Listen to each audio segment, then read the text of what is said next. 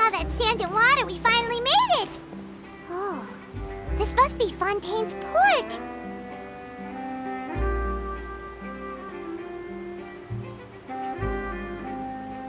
Wow!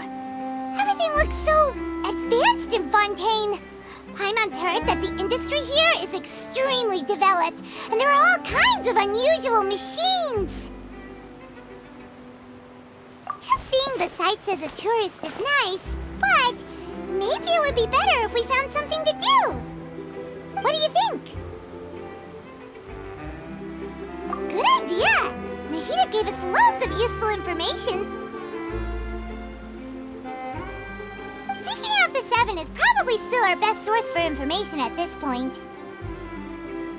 Yeah, the more we can learn, the better. So, what do you think the Hydro Archon's like? Will we get along? Nahida said that she has a very unique personality, whatever that means. To learn about a nation's god, start with the nation's people. There seems to be some locals talking over there. Let's go see if we can join the party.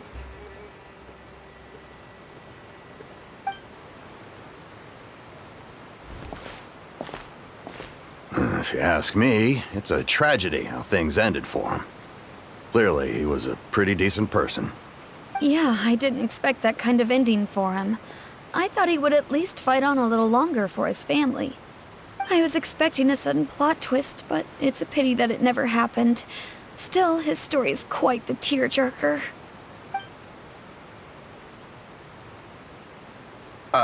Excuse me. Can I help you two? I couldn't help but notice you standing here listening. Hi. We're travelers new to Fontaine, and we had something we wanted to ask, but you seemed to be really busy talking about some kind of play, so we didn't want to interrupt. Play? Oh, no. We're talking about something that really happened. In fact, it's a case that was just heard a few days ago. Really? Like, a real trial? But the way you were talking about it and the words you used just now made it sound like some kind of story. Well, good tales are often based on true stories, aren't they? And what you see in reality may also be someone deliberately putting on an act while harboring ulterior motives. Whether something is true or not simply isn't that important. The main thing is whether the story being acted out on the stage is splendid enough. Oh, but it looks like you're not from around here. You probably don't know that the Fontaine Court of Justice is called the Opera Epiclese, or more commonly known as just the Opera House. But, Shouldn't court cases be treated a little more seriously than that? Not to question Fontaine's way of doing things. It's just that putting someone on trial is usually a very serious thing. No worries.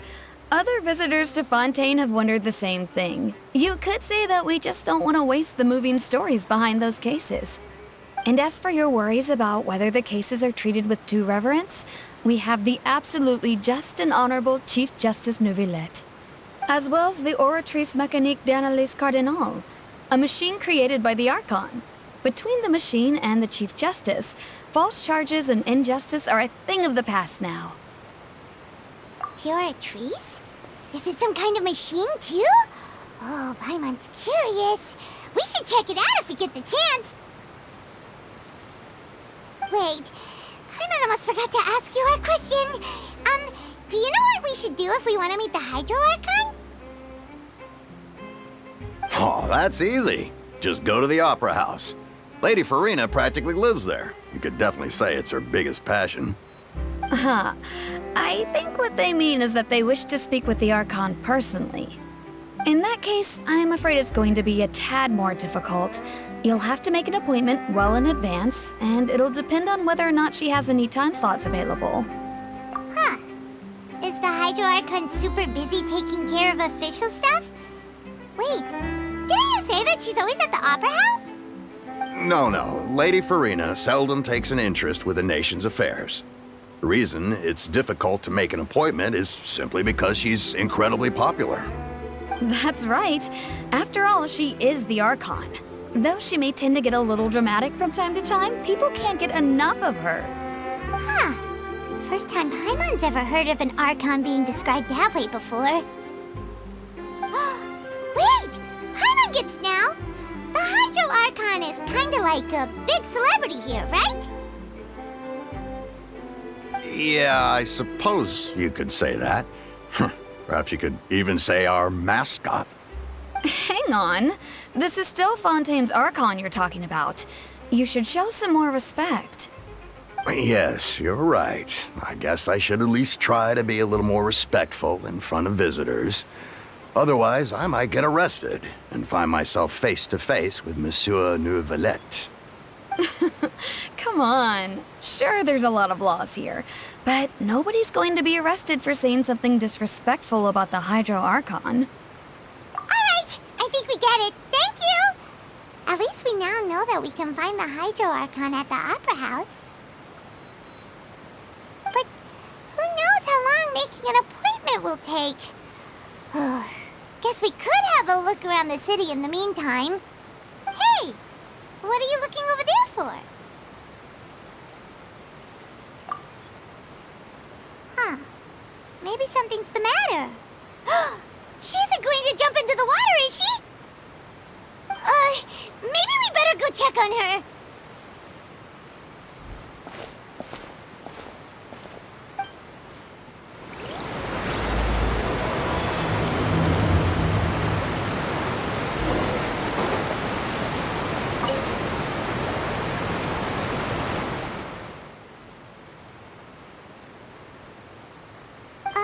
Hello there.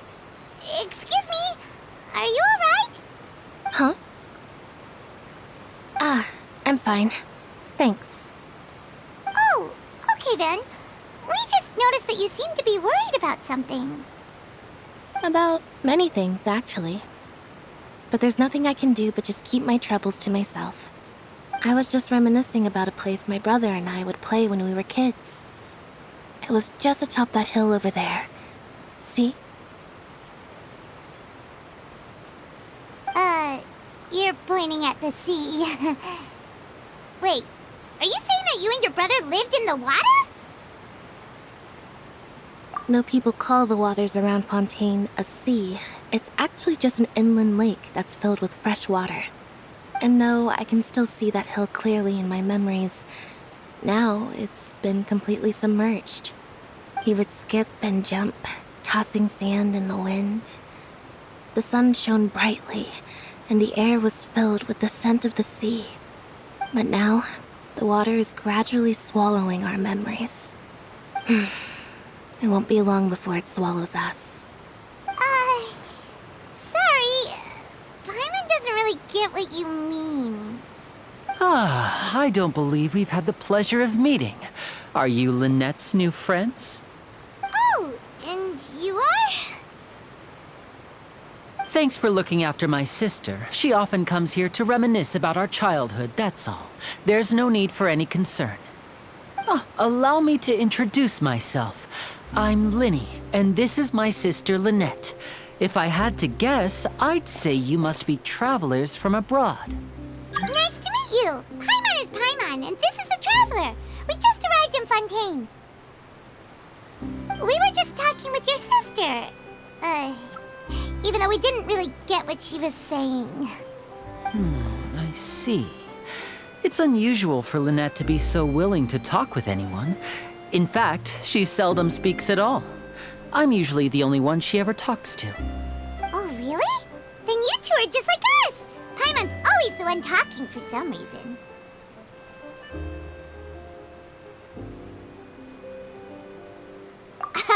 So that's how you think it is? I also think my brother can be too talkative at times. Seems you were right, Paimon. We are quite similar. So, what did Lynette mean just now when she said that the water is engulfing your memories, and that it won't be long before it engulfs you too? Oh, that. It's from a prophecy that's been circulating in Fontaine for some time now. Well, I suppose prophecy isn't exactly the right word, because that implies a certain amount of uncertainty. There's no doubt about what's happening in Fontaine now. Where to begin?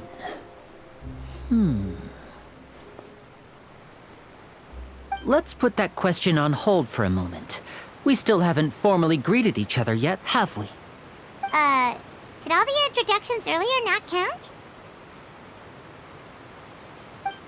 Hello, traveler.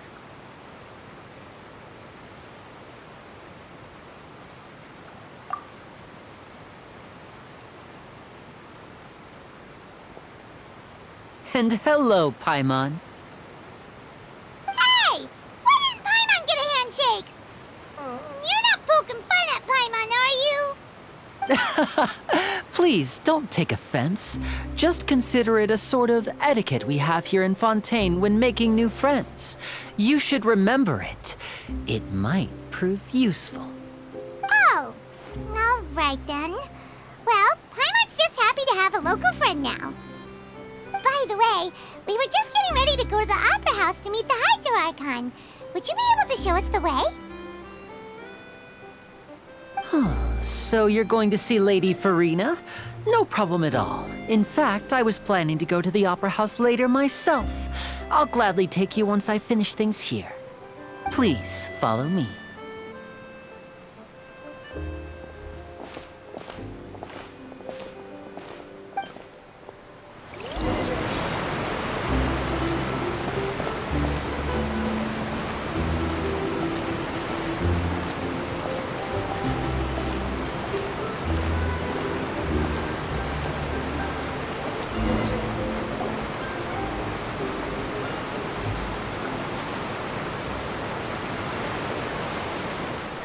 You said you were going to see Lady Farina?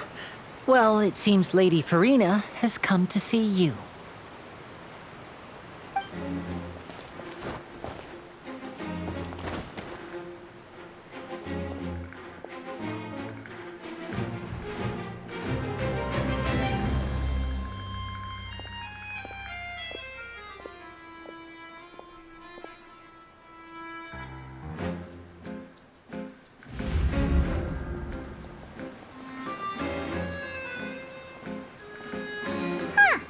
So, she's the Hydro Archon? But how did she know we were looking for her? My dear people, rich and poor, those with cup in hand and those with nothing at all, raise your glasses in celebration. If you don't have one, then just raise your hand in lieu.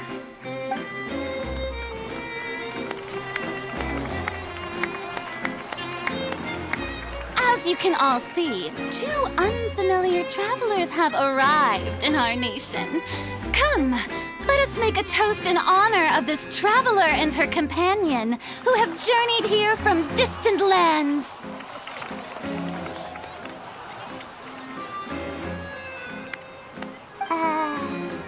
Is she talking about us?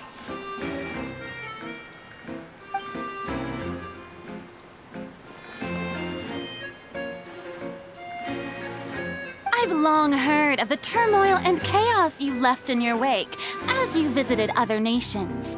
But I welcome you nevertheless. No, I have come to receive you personally. Fear is for insignificant cowards. I am a god, and I will never entertain the notion of such meaningless wariness. You can be rest assured, I see clearly your sincerity. Of course, seeking an audience with me is the most sensible thing to do. It will allow you to truly behold my power and witness my authority. Intelligent people always gather under the correct banner. I, Focalor, hereby welcome you to the nation of Hydro and acknowledge the value and significance of your trip. Now, you may rejoice in this. Yeah, Paimon still can't believe it. Feels like we've only been here for a few minutes. But the Hydro Archon's entrance was, how should Paimon describe it? A little over the top? Miss Hydro Archon? How did you know we were coming? I see. As Outlanders, you inevitably lack even some of the most basic understanding. Don't forget that even the gods can be divided into the mediocre and the excellent.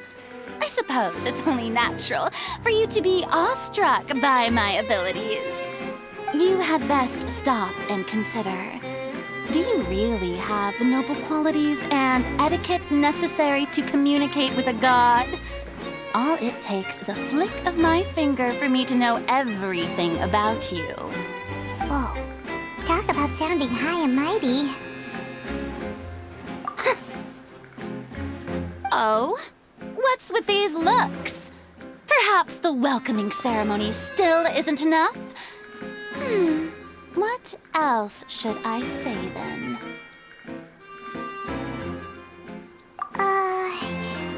Is she waiting for us to start talking? Wow, I didn't expect to see Lady Farina here. What a surprise!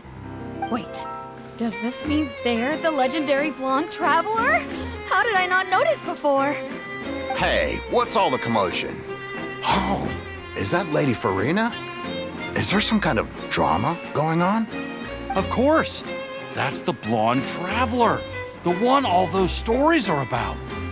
Lady Farina came here to personally see her. Oh, I bet this is going to be the duel of the century. Ooh, I've got to see this. I knew Lady Farina would never disappoint.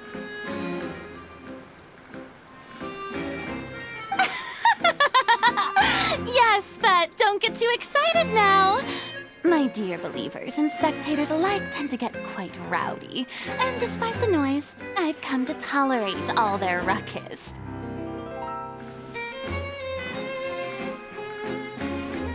You may consider this my reward to all of you.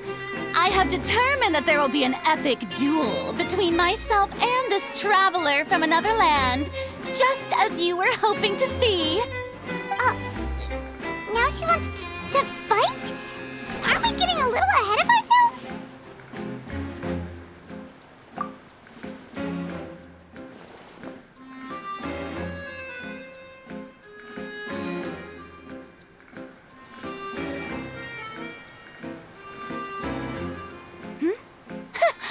Are you not afraid? Might I remind you that this is a duel against the divine? What are you trying to do, traveler? Provoking a god in front of her people? Stand down, Clorend. I admire her bravery. few have the courage to draw their sword against a god. She is obviously a true warrior. Unfortunately, people nowadays only crave to be thrilled, and a mere duel will not slake their thirst for excitement. Huh. Yeah, she's right. Just a duel wouldn't be all that interesting. On Araneus, criminals are always requesting duels to defend their honor. I'm getting a bit old, to tell the truth. You see. Then, as the god of justice, I shall face this traveler in another kind of duel. A duel in court! Oh, all right! Now that'll be worth seeing! Right. This is Fontaine, after all. It's such a grand opera house, it would be a pity not to use it. Why do you care so much about the crowd's reactions? Seems you've spent a little too much time in the opera house. Besides, how exactly do you plan to have a duel in court? You mean you're going to put us on trial? Oh, we have reason to put you on trial. It's obvious, isn't it? According to Fontaine law, no one is permitted to release any flying objects within Fontaine city limits during the first 3 days of each month. You are clearly guilty of violating this law, no? Oh, so that's what they've done wrong. That's our Lady Farina. No one knows the laws of Fontaine like she does. You call that obvious? What kind of law is that? Wait, flying object? You mean Paimon? Precisely! Now, if you two have no objections, then in the name of the Hydro Archon, I order your arrest. My apologies, Lady Farina. I don't mean to spoil the fun. But if you would allow me to interject, I don't think that Paimon here meets the definition of a flying object. You tell her, Linny! Finally someone who's not crazy. How could anyone call Paimon a flying object? Ah, great magician Linny, my beloved citizen. I'll permit you to object, but how exactly do you plan to prove your claim? As a magician who just rained on your parade, I naturally should shoulder the responsibility of saving the show. So, with such an audience gathered here, allow me to perform a trick for everyone.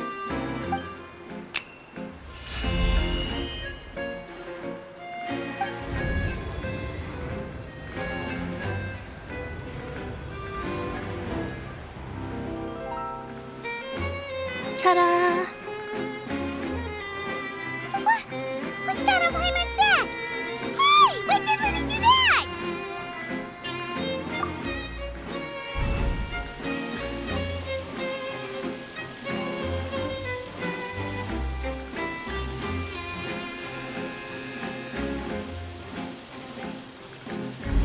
There.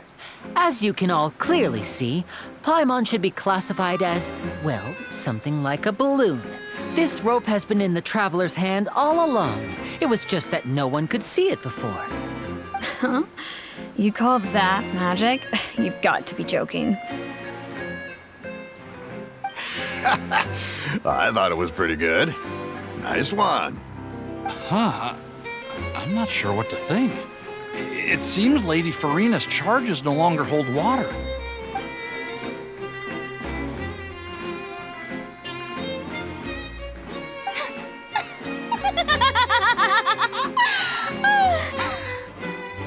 Amusing. Very amusing, Linny. Just the sort of unexpected twist that I enjoy. With you here, today's performance can finally be called complete. Performance? You see all this as a performance? In which case, consider the matter of your trial resolved. The god of justice will not bring charges against an innocent person. But when there are valid grounds, I will not only judge travelers from abroad, but even the gods of other lands. I look forward to seeing your upcoming performance at the Opera House, Mr. Linny and Miss Lynette. That's enough for now. Toodaloo!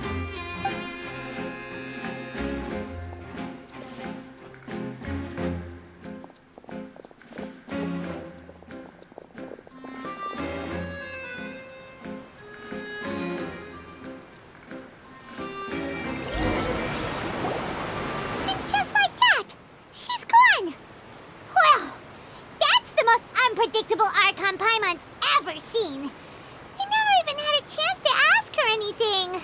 But that's a problem for future Paimon. That whole scene just now was really...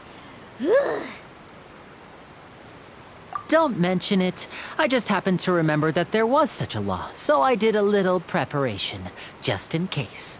I didn't think it would actually come in handy. So, now do you see what kind of god Lady Farina is? She can be a bit confusing at times, but she is still amenable to reason. Anyway, Paimon had no idea you were a magician, Linny. It sounded like you'll be performing at the Opera House, right? I just know a few simple tricks I use to make a living. Lynette is my assistant. It will actually be my first time performing on the most prestigious stage in Fontaine, the Opera House. But isn't the Opera House where criminal trials are held in Fontaine? When there are no public trials being held, the Opera House hosts a variety of other performances. To the people of Fontaine, the line between a trial and a performance can be a little blurred. And speaking of performances, I would be remiss to forego this opportunity gifted by fate. Might I invite the two of you to see my performance? My brother's always excited to make new friends. Oh, sure. We don't really have anything to do now, and we wanted to go to the Opera House anyway. Splendid. In that case, why don't we go together? I'll show you the way. I just have something to take care of first. Oh, you really mean it? Then I'll take you up on your offer. This is a magical item known as a magic pocket. Perhaps you can help me distribute them to the people here. Huh? What are they going to use it for? About that... You asked me before about the prophecy, right? Let me start by telling you a little more about what it entails. I'm not sure exactly when it began, but a prophecy has been circulating around Fontaine. It says that every person in Fontaine is born with sin. No matter how the nation of justice holds trial after trial, this sin cannot be absolved. Until one day, the water levels in Fontaine will rise, and the sinful people will slowly be drowned. In the end, the people will all be dissolved into the waters, and only the Hydro Archon will remain, weeping on her throne. Only then will the sins of the people of Fontaine be washed away. That sounds pretty gloomy. Why are people in Fontaine born with sin? What is that supposed to mean? There are lots of guesses. Some say that the ancestors of Fontaine stole the power of the seas and stirred its wrath. Others say that the people of Fontaine never heeded the first Hydro Archon's warnings and offended Celestia. But here in Fontaine, evidence is what matters. There hasn't been concrete evidence for any of these claims, so they can only be regarded as conjecture. If even the people in Fontaine don't know what sin they committed, wouldn't it be better just to ignore the prophecy completely? Why bother feeling guilty all the time? That's exactly what the people did at first. But in the last few years, the water levels in Fontaine have actually started rising. Many places have already been completely submerged, and now lie beneath the sea. Many people carry on with their lives as before and shrug it off as a natural phenomenon. But my family and I think that the people of Fontaine shouldn't ignore the possibility, which would end up sentencing them to death. We hope that at least the people who reside near the waterfront can move away before it's too late. So, we've started distributing magic pockets to them. As a magical item, these magic pockets have astonishing capacity. I'm sure they will come in handy when people are moving their belongings. Oh, Paimon gets it! It's like preparing for a rainy day! But this is more than a bit of rain. Perhaps only absolute power could ever contend with such a catastrophe. But who knows? We're just tiny specks in the grand scheme of things. Now, if you'd like to help, then please give these magic pockets to anyone nearby. Be sure to convince them to take it, regardless of what they say.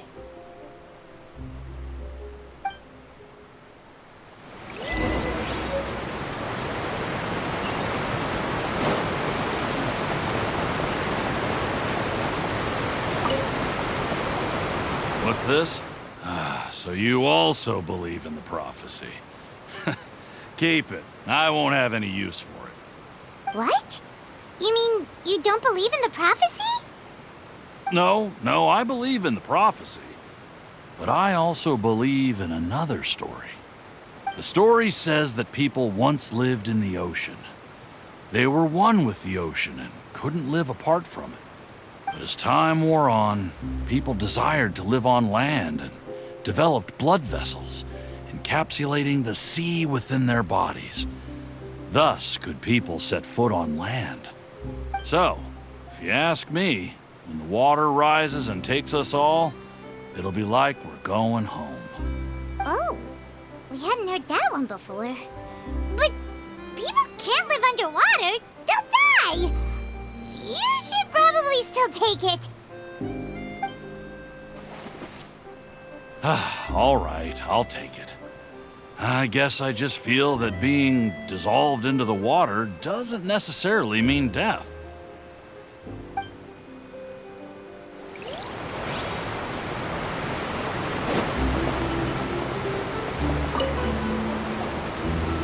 So you're the blonde traveler that everyone's been talking about. My apologies for not recognizing you earlier. Oh, a magic pocket? Seems you really thought of everything. I guess it's better to prepare for the worst and hope for the best. Thanks. Please, also thank the magician on my behalf when you get the chance.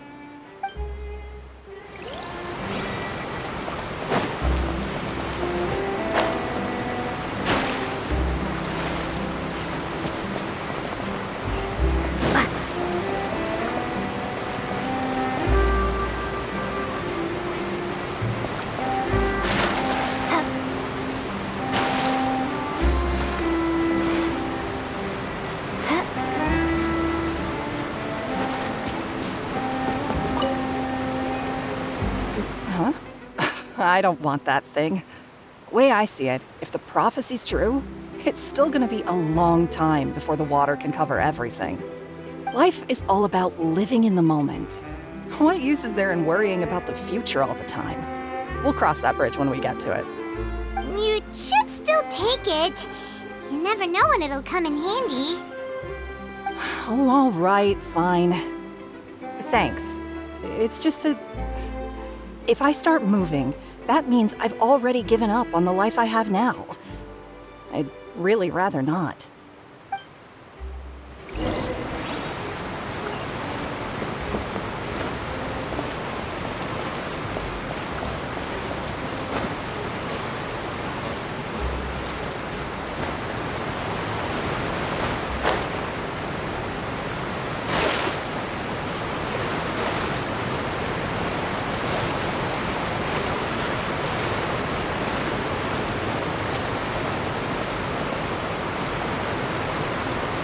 Oh? You already handed out all of the magic pockets? That was fast. So, what did people have to say? I bet you heard some, interesting opinions. Yes, but that will change once disaster strikes. I know they'll change their minds, so it's only right to help them prepare. Is there anything else you need to do before we leave? Yes, one last thing. I have the magic pockets made by a workshop in the court of Fontaine. Since we're out and about, I was thinking about bringing him some more materials. So, you want to collect materials? Just tell us what the materials look like and we'll help. Many hands make light work. Oh, that would be much appreciated. We'll need some romaritime flowers. I remember seeing them near the waterfront on the east side of the harbor.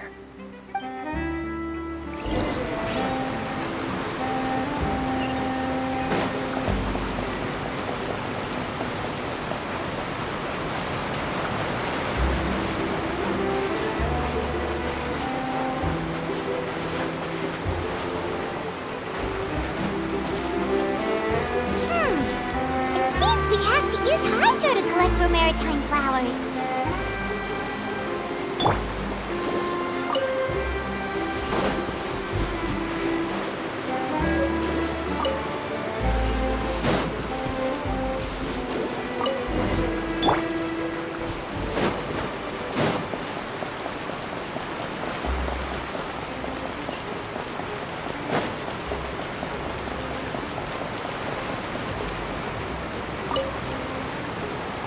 You made quick work of that. I can tell you're an experienced traveler.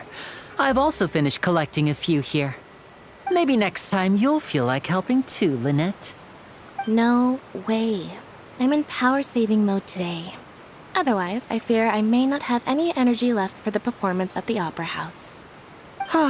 Fine. Though the performance is still a long way off. Now that we're finished here, we should get ready to head back to the court of Fontaine. So, we're going to the court of Fontaine before we head to the Opera House? Good. Paimon wants a tour of Fontaine's largest city and try...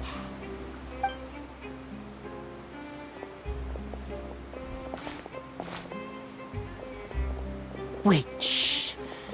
Have you noticed that person over there? The young girl. Huh? What's wrong with her? Paimon didn't notice anything.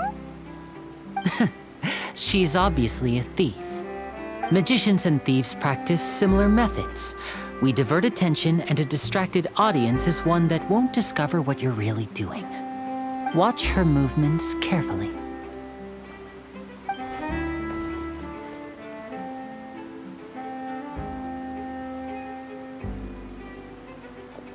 Oh, he's right! Shh, keep your voice down. We need to think of a way to catch her, but it seems she's very alert. Perhaps we should split up. You two can ride the lift over there and wait up top.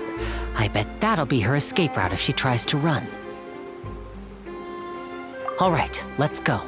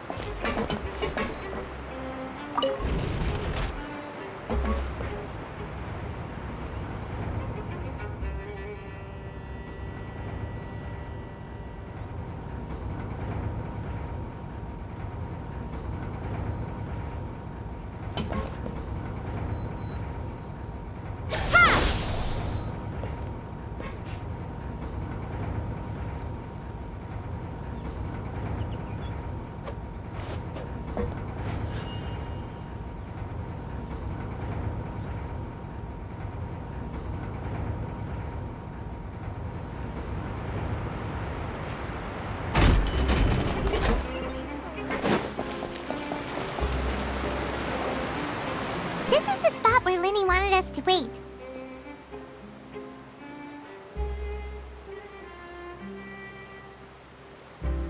Oh, look! Isn't that her?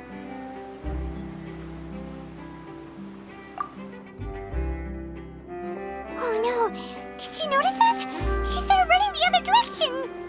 What should we do? Should we chase her?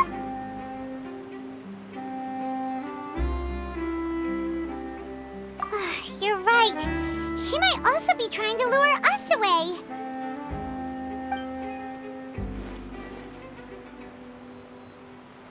Nothing's happened for a while now. Paimon wonders if Linny caught the thief. Yeah, let's go.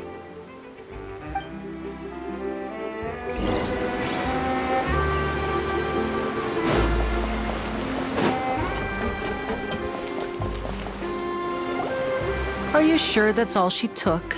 You should check to make sure you're not missing anything else.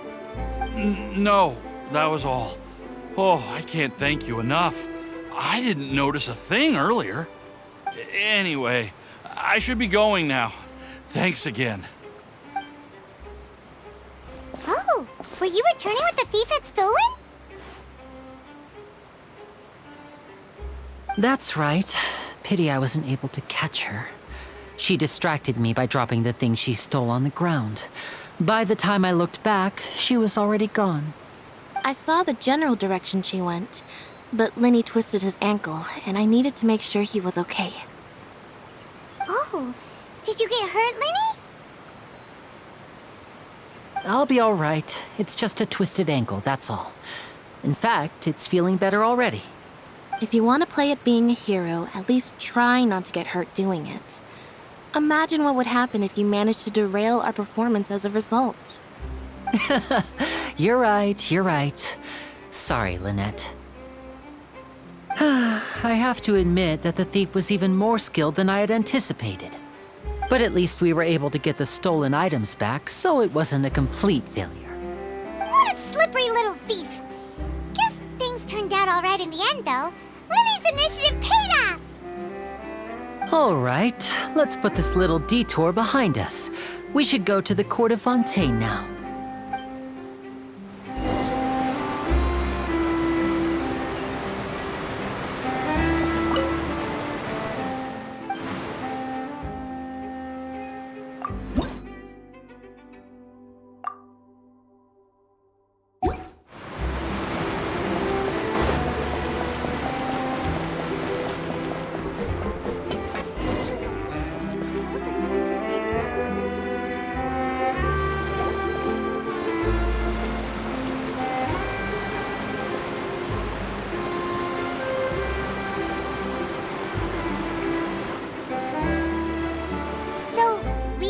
This thing to go into the city? What an ingenious way to get around! People in Fontaine really know how to use water! This is an aquabus. It allows people to travel between several key locations around Fontaine. It's pretty convenient, but the ride can become a little dull after a while. The scenery is always the same. That's why it's better to travel with friends. So you mean it's still boring even when I'm riding with you? No, that's not what I meant.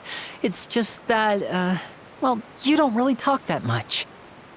Besides, it doesn't really feel like a real trip when it's just the two of us. It's the same as being at home. Whatever. Guess that's what it's like to be an older brother. It's about time for us to leave. Let's get on board.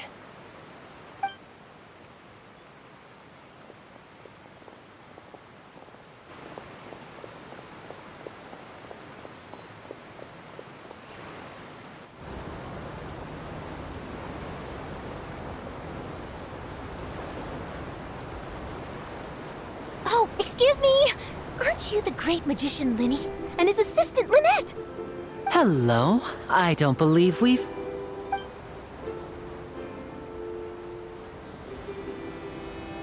I'm Charlotte, a reporter for the Steambird.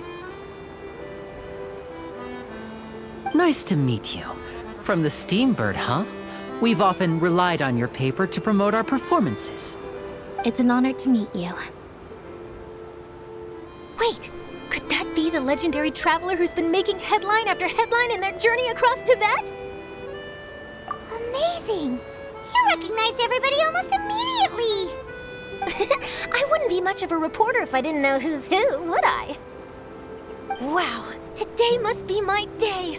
Who knew I would end up on the same boat as so many VIPs? Could my vision finally be showing me some favor? So, Charlotte, what do you usually report on? Well, when there isn't any breaking news, I mainly cover the trials at the Opera House. You can still manage to keep readers' attention as long as you tell things from a clever enough angle, even if it's the same old topics. For example, reporting on how a scammer once deceived vulnerable girls into relationships, or how a financial criminal was once so poor that they ate a single piece of bread for 5 days.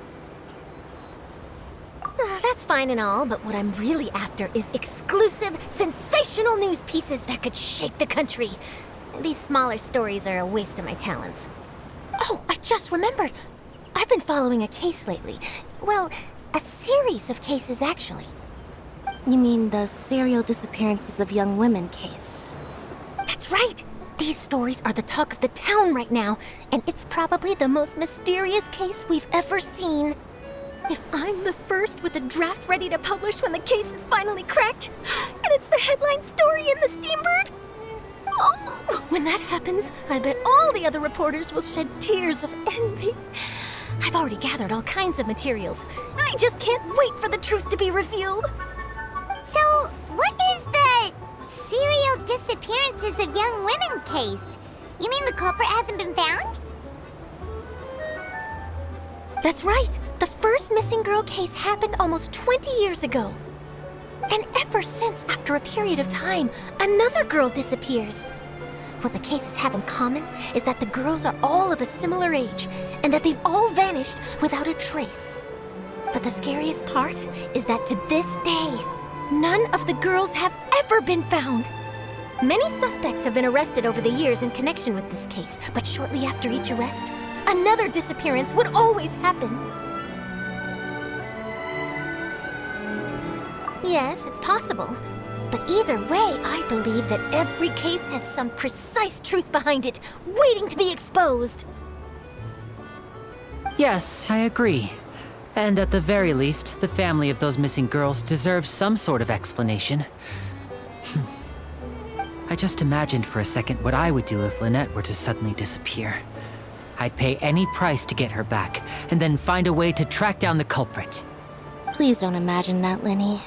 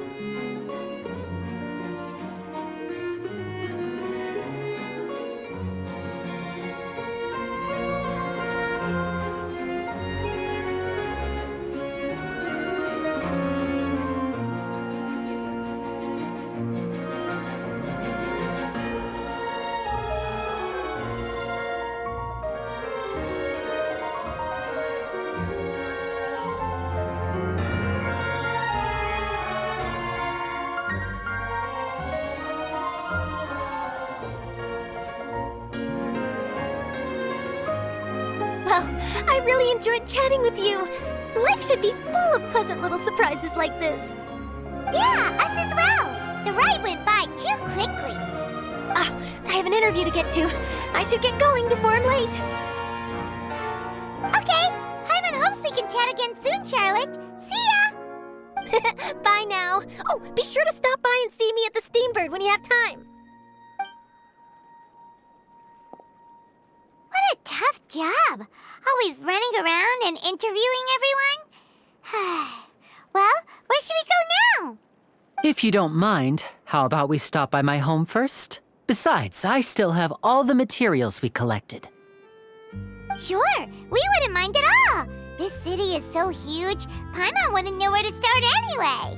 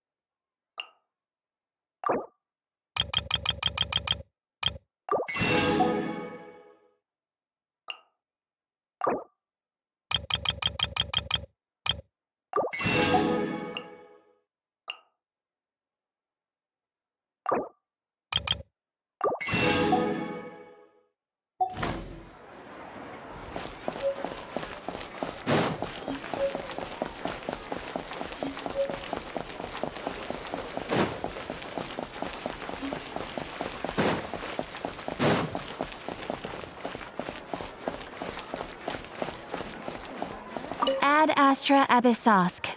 Welcome to the Adventurers Guild.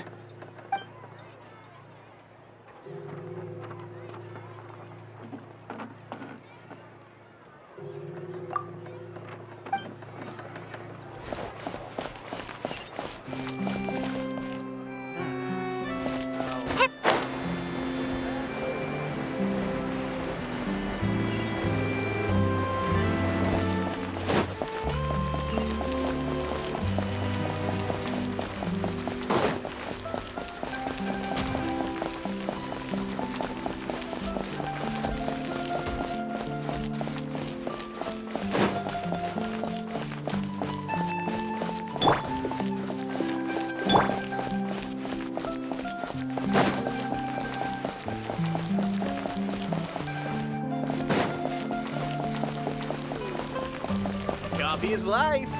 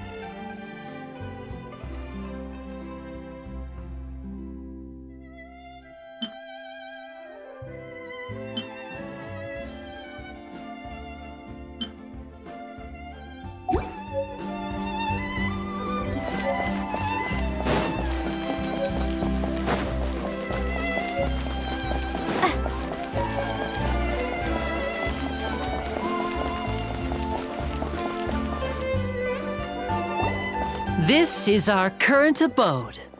Ah, Fremine, you're home. Where did everyone else go? I have some new friends that I would like to introduce. Oh, they all just went out a moment ago.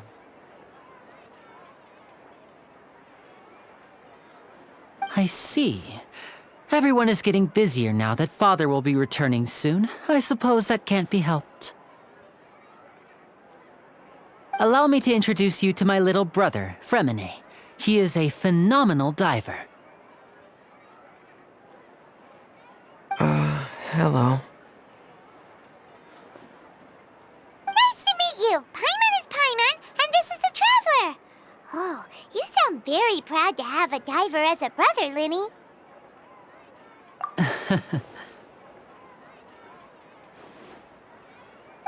Linny, could you come here for a moment?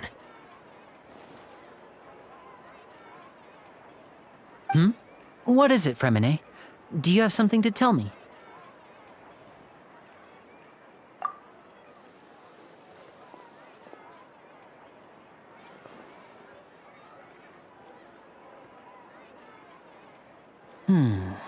Okay, I see. Is everything all right? Oh, it's nothing. We were just discussing a little housework. Sorry for the interruption.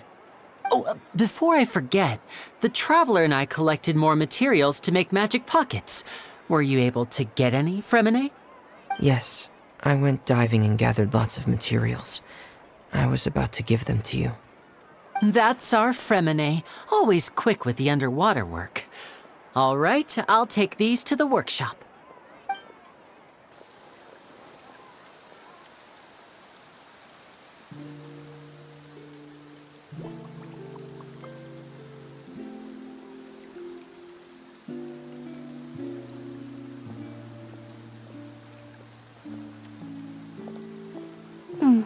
Looks like rain. Oh, you're right. But wasn't it clear and sunny just a moment ago? Fontaine's weather sure is weird. I'm afraid that's just how it is here. It often rains on days where there are trials being held in the Opera House, but don't worry, it'll clear up soon enough. What's wrong, Fremine? There's a legend about the rain that I tend to believe.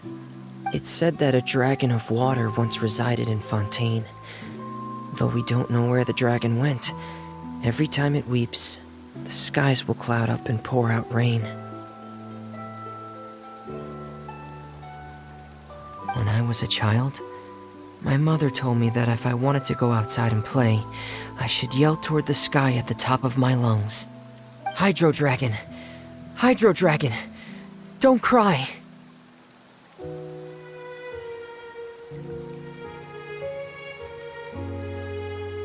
If it's an elemental dragon, then having the power to make it rain wouldn't be very unusual.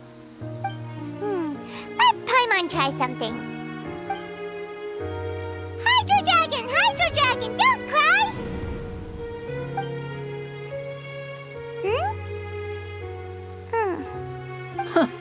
Doesn't seem to be of any use. It is just a legend after all. You know, you might be a more popular magician if you understood the concept of romanticism. Or could at least play along. Sorry.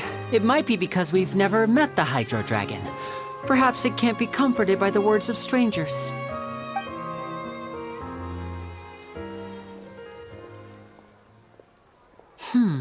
It rained for longer than I suspected. Oh, it's already getting late. Was there something you needed to do, Linny? Yeah, some preparations for the show at the Opera House. I need to find a way to catch the last aqua bus of the day. On the day of the performance, just ride the aqua bus to the island of Aeneas. I'll have Lynette meet you at the fountain in front of the Opera House.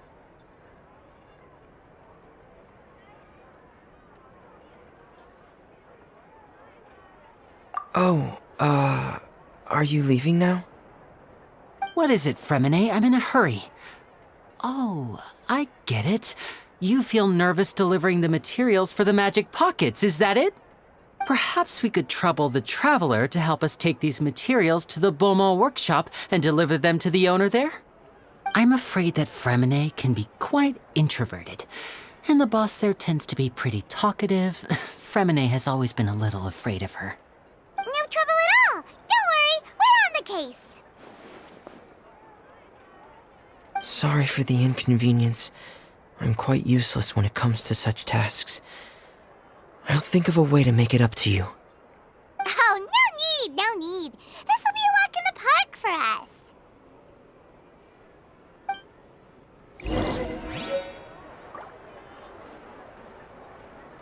us. Thanks again, you two. I really can't deal with that lady.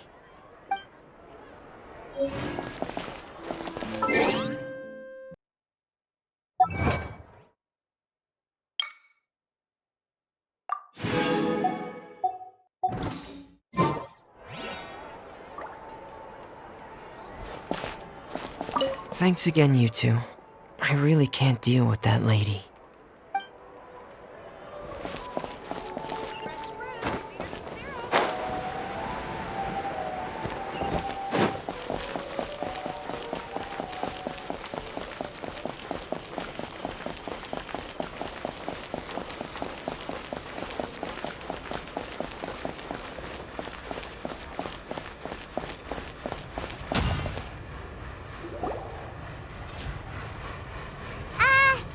Hello?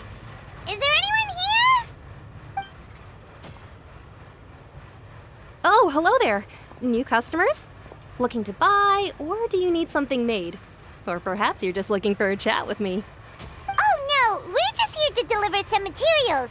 Here they are. They're for making... what were they called again? Ah, these must be for magic pockets. I could tell right away. I've already made several orders worth now. No need. They've already prepaid several batches worth. When they told me what they'd be using them for, I even offered them a discount.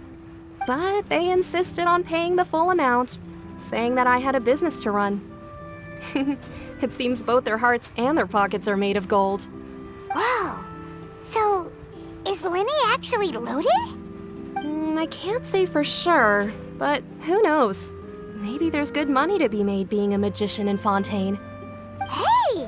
Is this machine what you use to make stuff here? It looks really advanced.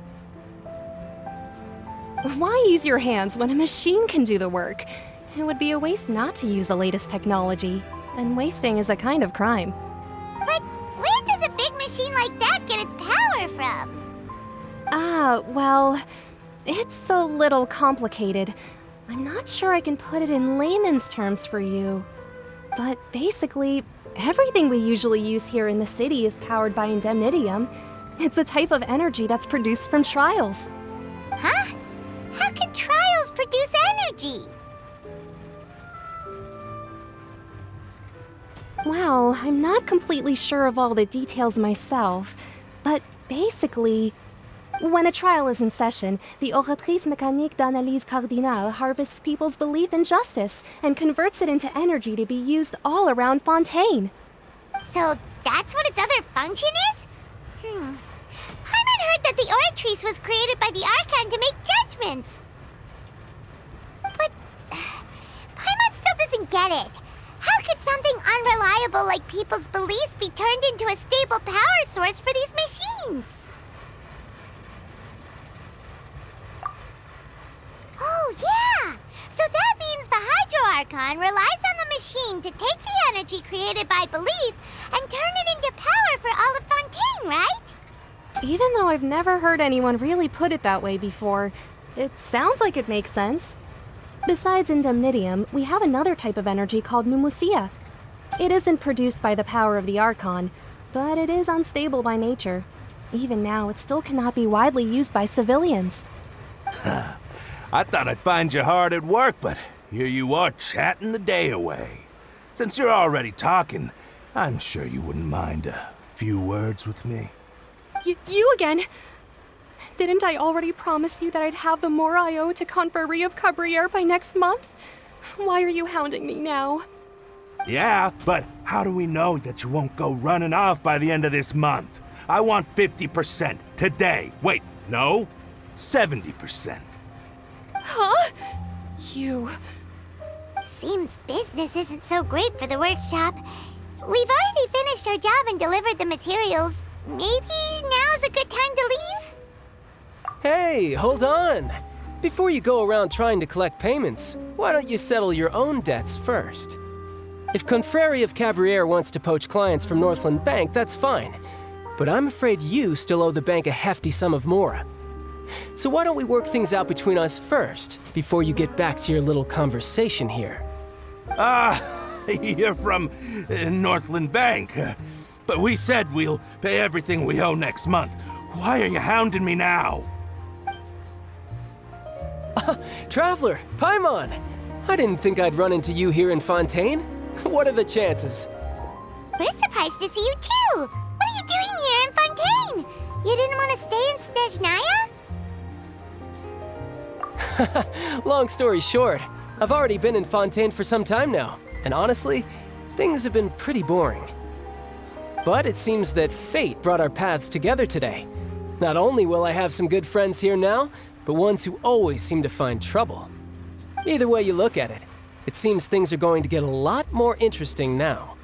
Pretty sure we'd want to avoid anything that you'd find interesting. Besides, our trip here has gone pretty well so far, right, Traveler? Hey, you, Northland Bank boy. Aren't you forgetting something? Don't interrupt. It's not often I run into the Traveler like this. Why don't you wait for me over there for a while? You kidding? Aren't you the one looking for us? You really expect us to sit and twiddle our thumbs while you catch up with your friends? Listen to me, boy. If you want your mora, fine. Why don't you come and take it? Hey, I just said not to interrupt. Oh, by the way, Traveler, the last time I took Tonya and Tusser ice fishing, Tusser said... Hey! That's way over the line! All right, boys, let's see who has to pay up now! Can you at least let me finish one sentence? Fine. Though the bank told me not to get rough with our clients. You're the ones who started it. This is an act of self-defense. You two will have to be my witnesses, okay? I'm sure this won't take long.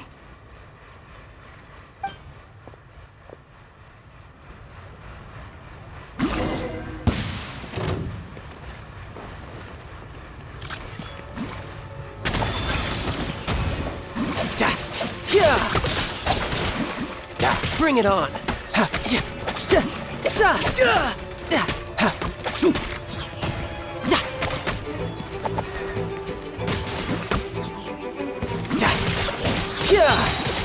Shouldn't let your guard down.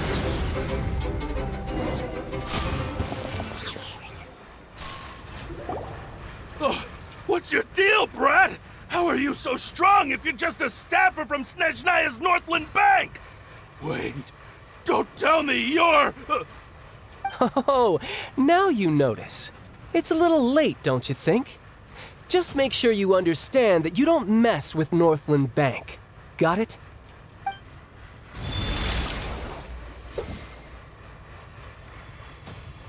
Huh? Now's my chance!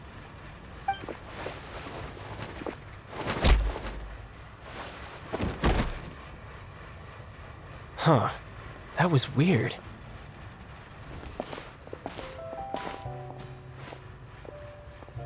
I'm not sure. It's as if I suddenly lost control of my hydro powers when I needed them. Maybe there's something wrong with my vision?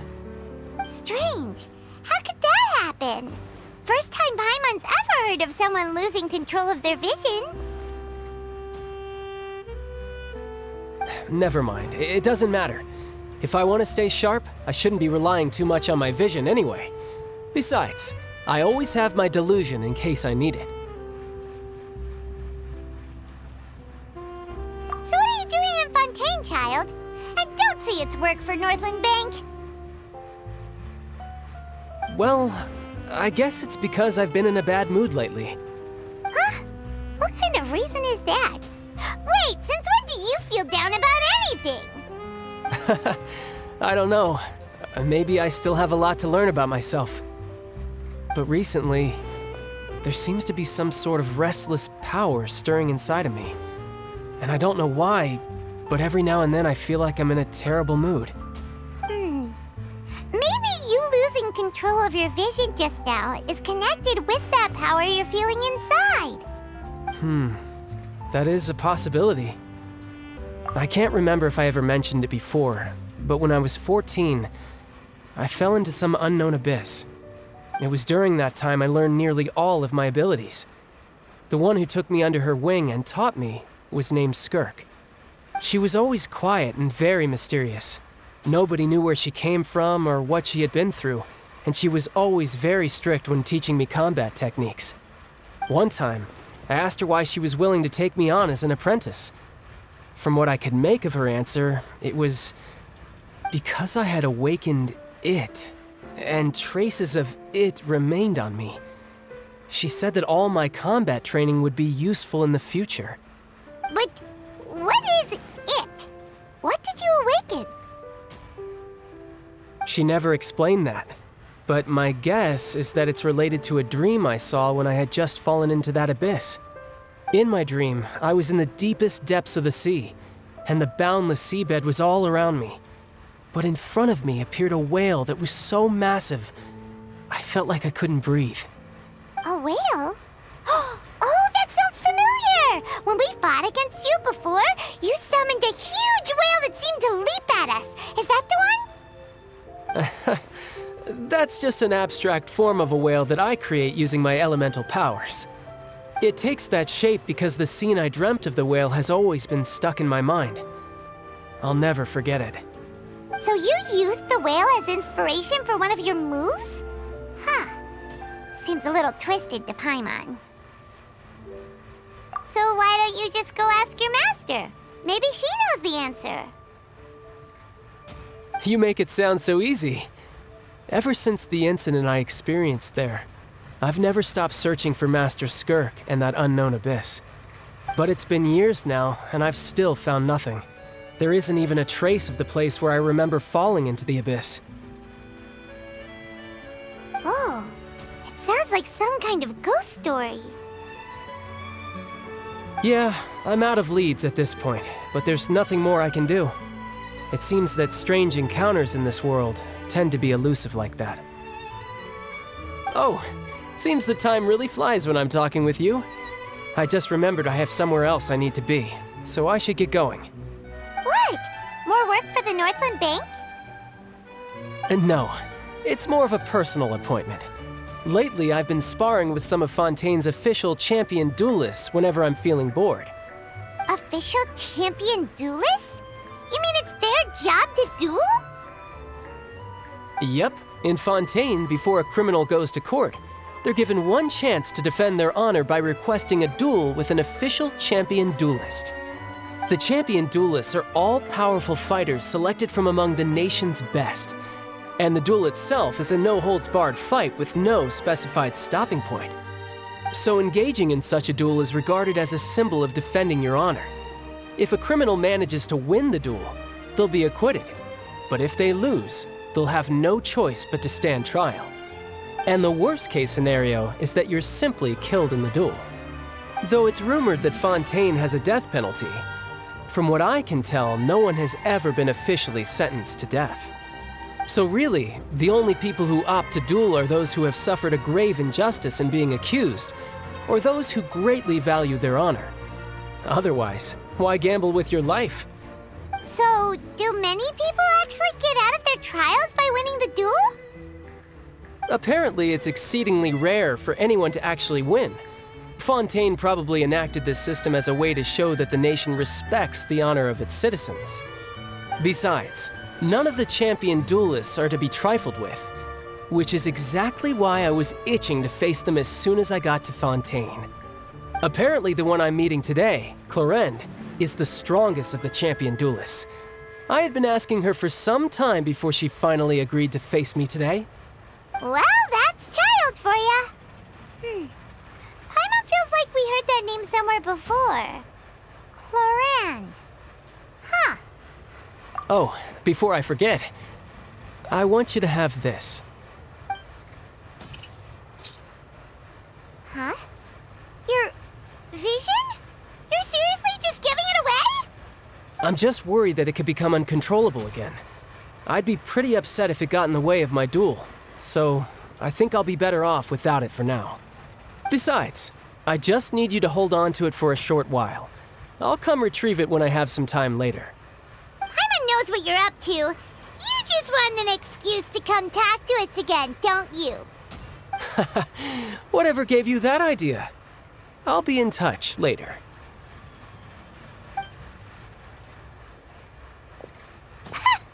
That sneaky guy. He said he's been feeling down lately, but he seemed the same as ever to Paimon. Well, seems we don't have much to do for now. We might as well walk around and see the city before Lenny's performance.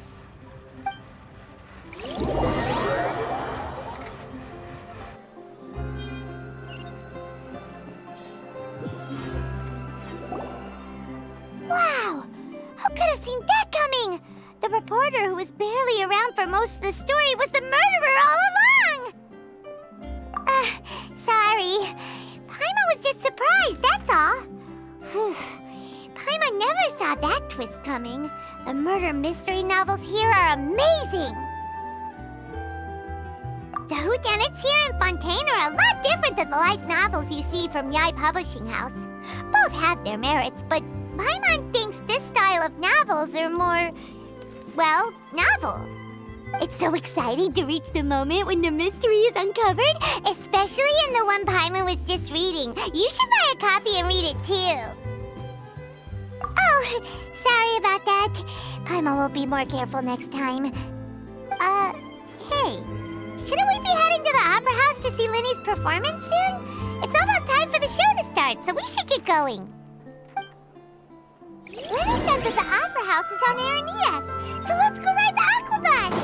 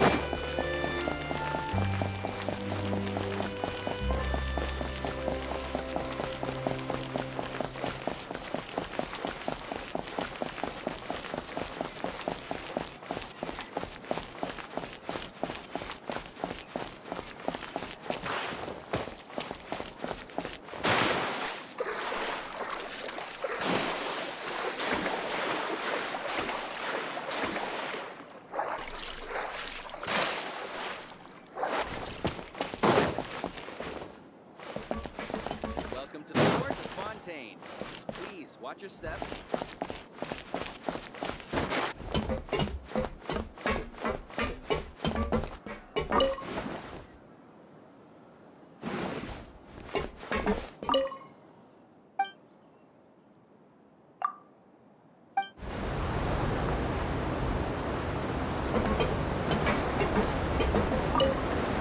Welcome to the Navia line.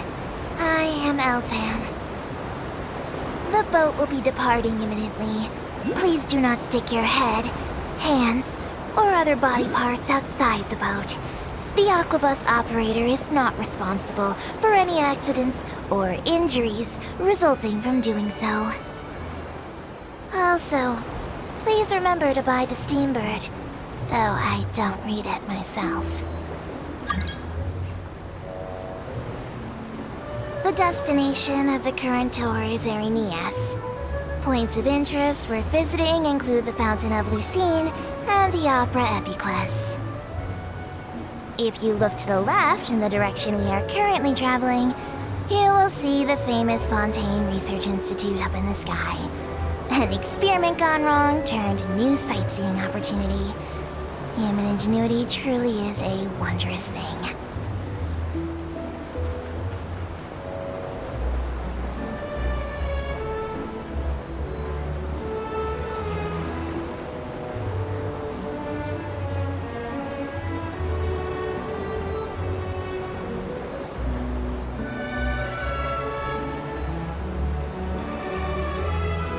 Approaching our final destination. Please be sure to bring all your personal belongings with you as you disembark. Even though I will take any forgotten items to the lost and found, the paperwork is rather annoying, as Melusine hands are not suitable for grasping pens. Please be careful when disembarking. It has been my honor to be your tour guide this trip. Thank you.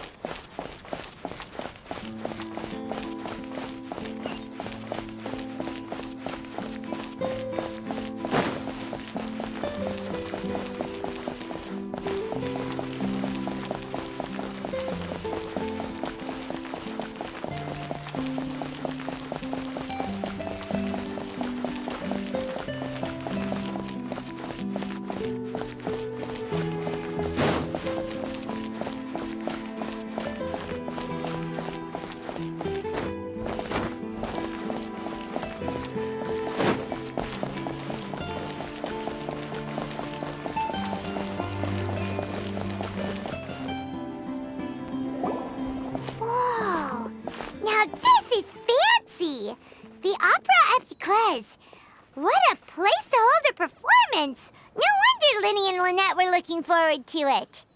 Huh. Looks like there's a lot of people standing around the fountain up ahead. Oh, Archon, please bless us with a bright and healthy child. We pray. I don't know why you always feel the need to ask so much. I'll be happy as long as our child is healthy and lives a peaceful life. I guess if they're our kid, then there's no doubt they'll turn out smart. Maybe this is one of the customs in Fontaine. There sure are a lot of couples here. Vache. What's wrong? Vache. Vache.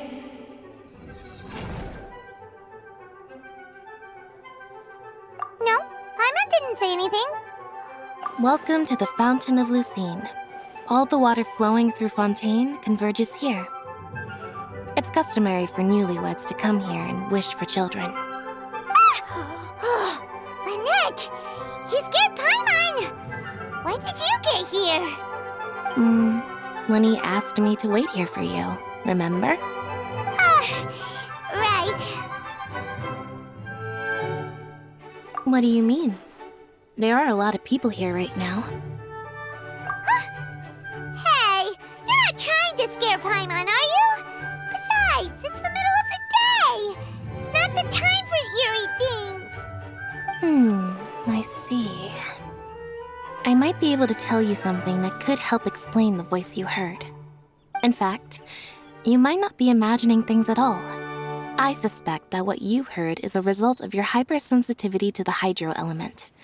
Others in my family have had similar experiences. It's because of her sensitivity to the hydro element? But what would hearing a voice have to do with elemental power? When do you cry, Paimon? Wait, what? What does that have to do with anything?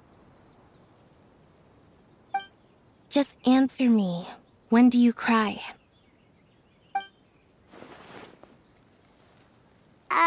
When Paimon's really sad? Oh, and when Paimon's super happy. Oh, and also when Paimon's really, really scared. Then you should understand that tears contain your most intense emotions. Like I just mentioned, the Fountain of Lucine is where all the flowing water in Fontaine converges. Even the tears that fall to the ground will eventually gather here. So maybe what you heard was the intense emotion coming from someone's tears. So, what did the voice say? If you were hearing their emotions, then Paimon wonders what happened to them. Rather than worrying about them, we should worry about my brother first. Don't let that calm look of his fool you. He tends to get pretty nervous just before a performance. So chatting with Lenny might help him relax a little before he goes on stage. Oh, right. That makes sense. Let's go in and see Lenny.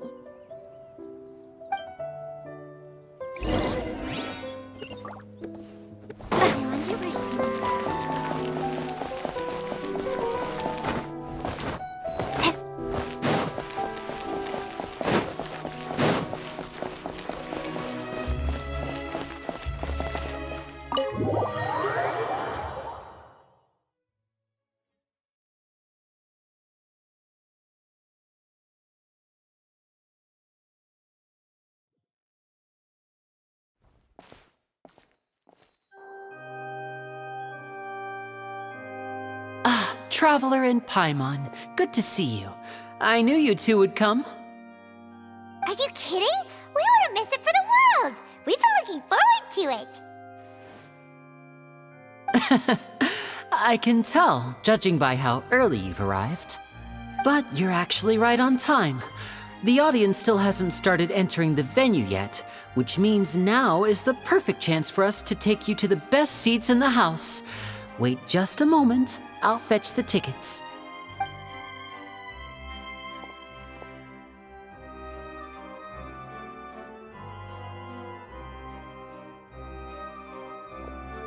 The Opera House has assigned seating, so you always have to make reservations. I've already reserved your seats, and here are your tickets.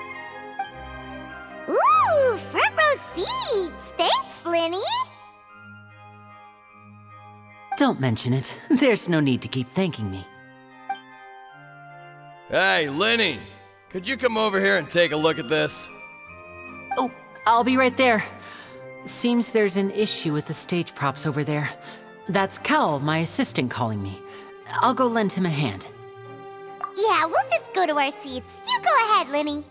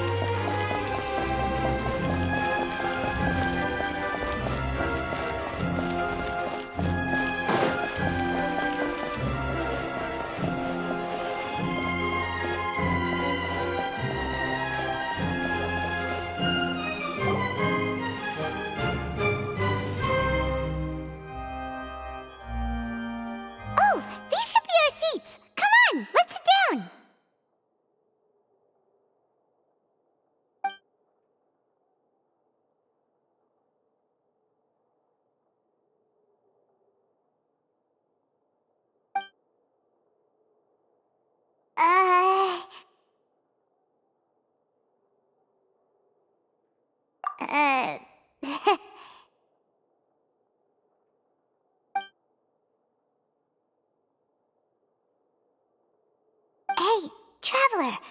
Maybe we should strike up a conversation with the person next to us. Since we're sitting together and the rest of the place is practically empty still, it's kinda awkward if we don't say anything. Oh, you little... Of course you put this on Paimon. Excuse me, I did not realize you felt awkward. I am terribly sorry.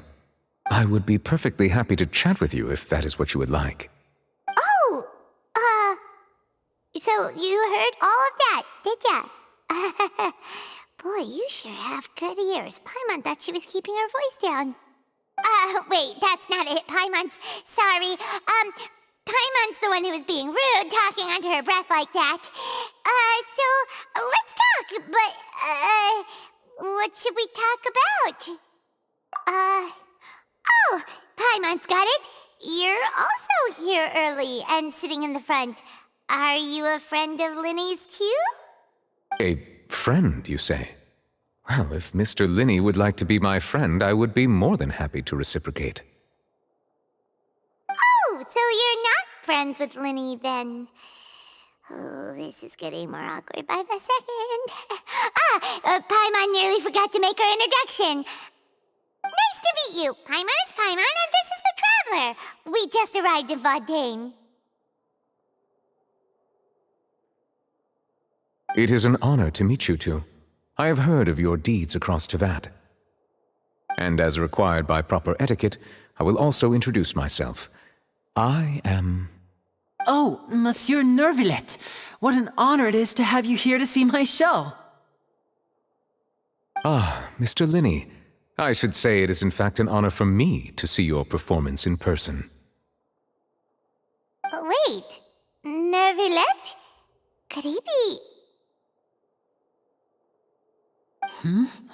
I saw you all chatting just now, but it seems you still don't know who Monsieur Nervillet is. Allow me to introduce you to Fontaine's Chief Justice. That seat is always reserved for him. It wouldn't be too much to say that he's the symbol of justice and honesty here in Fontaine. Whoa! Sorry for being so rude just now. Paimon had no idea you were such an important person. No offense taken. Being Chief Justice is merely what I do for work. Nearly every person has their usual reserved seat, so I'm not so special, really. And by the way, I should probably let you know, even though I would prefer not to. There's someone sitting up there in the VIP seats that has been striking a pose for quite a while now. I believe she is trying to give you a most elegant and impressive first impression. So I think you should take notice of her sooner rather than later. Otherwise, she may become flustered.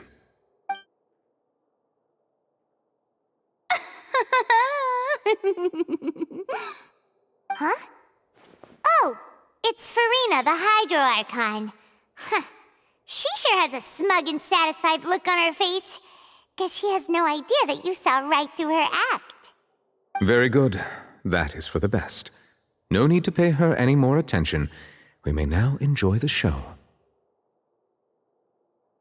Huh? So is this what things are like between the Chief Justice and the Hydro Archon? All right, please wait just a moment longer.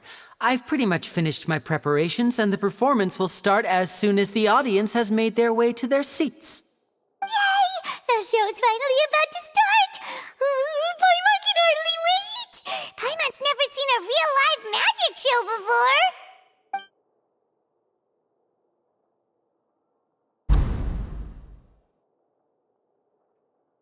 Oh! They're dimming the lights! The show must be starting! Sorry. Paimon will try to stay quiet. Welcome, one and all, to the Opera Epiclese. I am the star of today's show, Linny. And over here is my sister, Lynette, who will be working as my wonderful assistant. Please, let's give her a warm welcome. Hello, everyone. I know she may seem to be a little sleepy right now, but that's just a sign that she's nervous. Whatever. Now, some of you may be thinking, two vision holders who can freely manipulate elemental powers performing magic is not true magic at all. So, I would like to take a moment to assure you that elemental powers will have nothing to do with what you will witness on the stage today.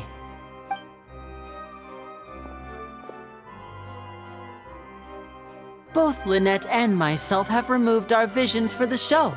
That way, even the gods won't be able to help us. Oh, good point. That's what makes the show real magic. Now, without further ado, let the show begin. Lynette will now exit the stage to make some preparations. I know you might miss her, but don't worry. She'll be coming right back on stage momentarily. Perhaps in an unexpected way. I'm sure she'll be stealing the spotlight soon enough. Oh, and before I forget, there's one more thing I should say. You never know what can happen in the blink of an eye.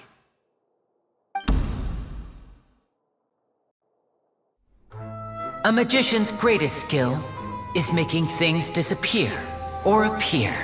The possibilities are endless.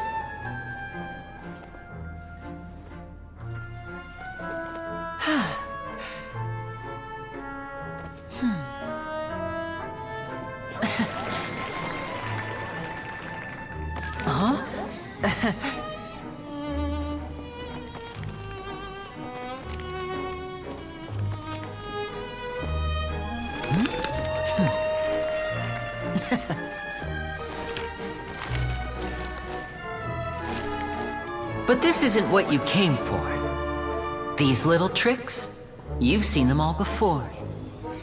So it's time for something truly extraordinary, don't you think? This one's a little tricky.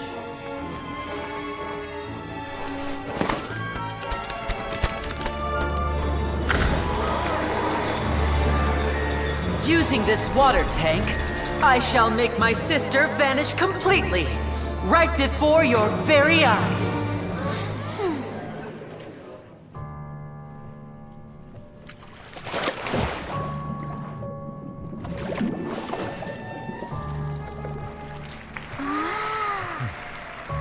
It's actually quite simple. She'll just turn into air bubbles and float right out of the top.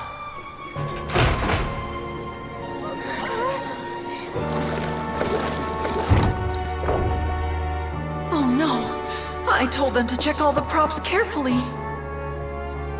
With the lid on, even air can't escape. An amateur magician would be getting very nervous right around now. Luckily, it's me on stage, so let me show you what a true virtuoso can do.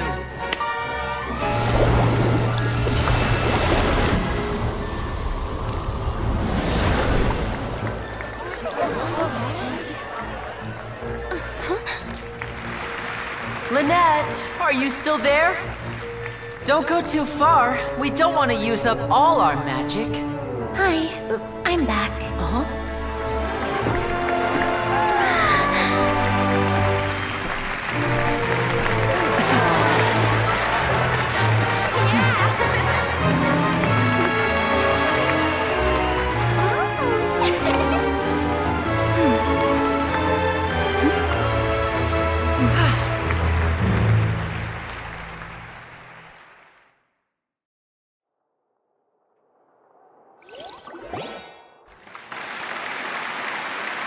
Whoa! What in the world just happened? How did he do that? Carmen didn't see him do anything. Wasn't Lynette inside the water tank? How did she disappear and then reappear out of nowhere? If we could see easily through his tricks, then that would mean that his skills are still lacking. To appreciate magic, you should focus on the show happening on stage, rather than getting caught up in trying to see that which has been intentionally hidden. Guess you're right. Paimon couldn't believe her eyes when Lynette reappeared. Amazing! Thank you everyone. I'm glad you enjoyed that performance.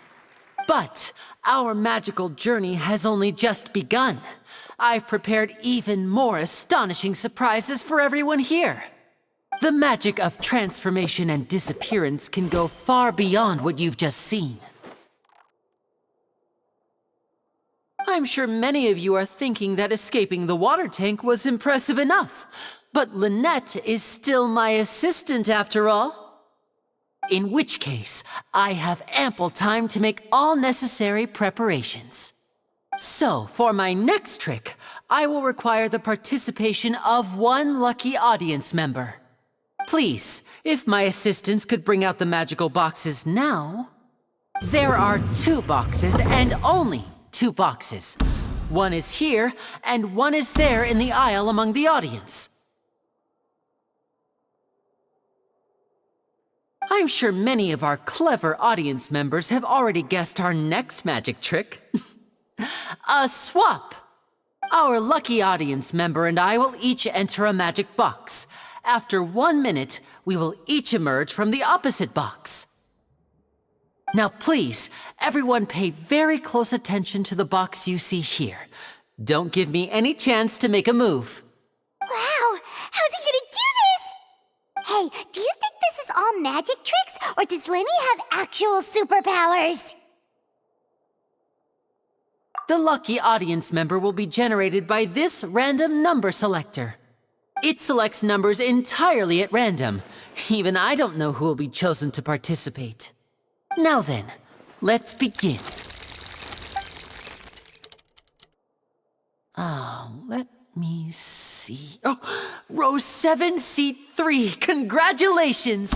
You now have the chance to experience magic firsthand for an entire minute. Please, come forward. My assistant will take you beside the magic box. I'm sorry, it might be a little cramped inside, but no need to feel nervous. We've carefully arranged everything for you to be as comfortable as possible. You don't need to do anything, but no matter what strange things may happen, don't come out of the box.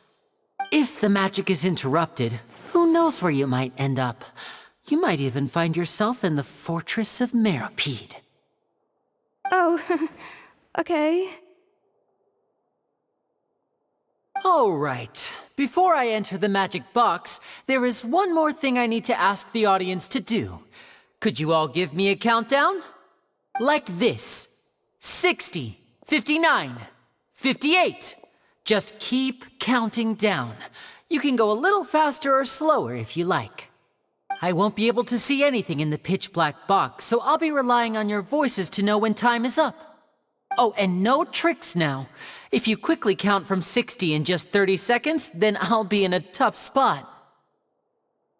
Ooh! Paimon kinda wants to count faster after hearing him say that! No, that won't do.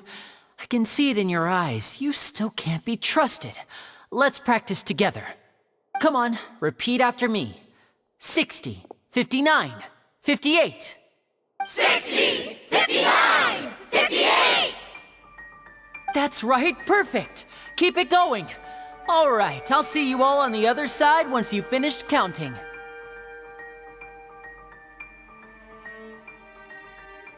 54, 53, 52? Huh? Why aren't you counting, Nervalet? I am counting in my head. I think things are exciting enough in here as it is. Merely a consequence of my identity and personality. Do not worry about me. Just enjoy the show. Oh, all right. You look so serious that Paimon thought you might be feeling uncomfortable or something. 40, 39, 38! Mr. Linney, are you all right in there? Is everything ready? Yes, I'm fine, I'm just double-checking the direction of the magic. It would be a disaster if we get sent to the wrong places. For example, mid-air right above the audience. Even though he's saying that, Lenny doesn't seem nervous at all.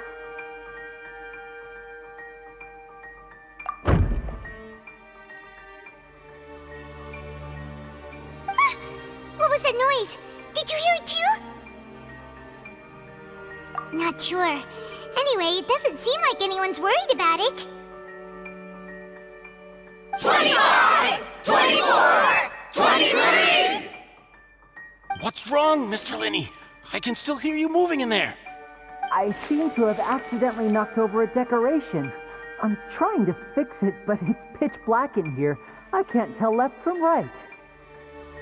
Never mind the decorations. There's no time for that. The show is what's important. No, that's unacceptable. I want my show to be perfect. Don't worry, we still have 20 seconds. Hear them counting? 19, 18, 17! It seems things aren't quite going as planned. I apologize, everyone.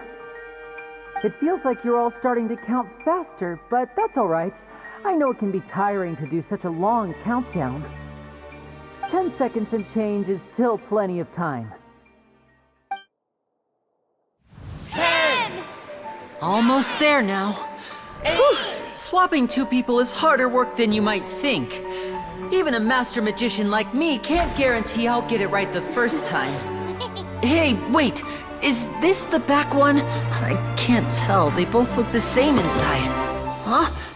No, that's not it. I'll try again. 7! Hey, slow down! Honestly! 5! 4! 3! Whoops! That doesn't count! 0!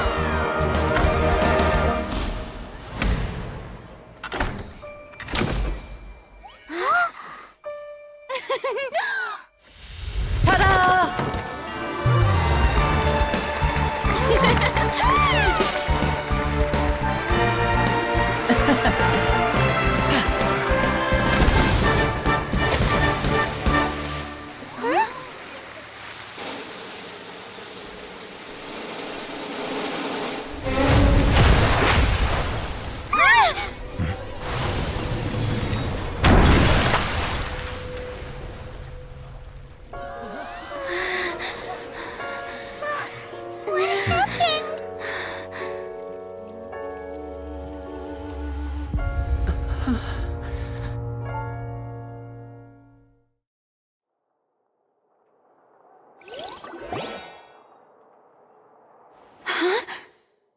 Is this part of the show?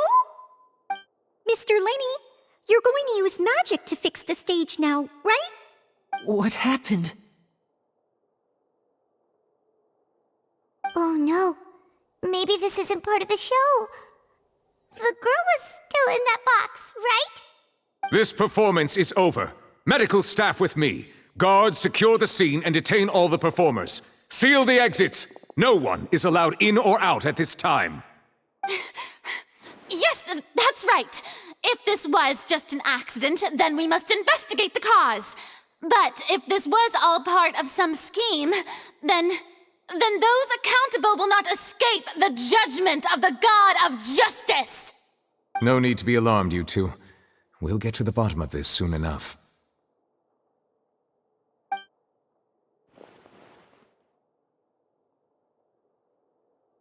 Unfortunately, the person who is in the magic box has been pronounced dead.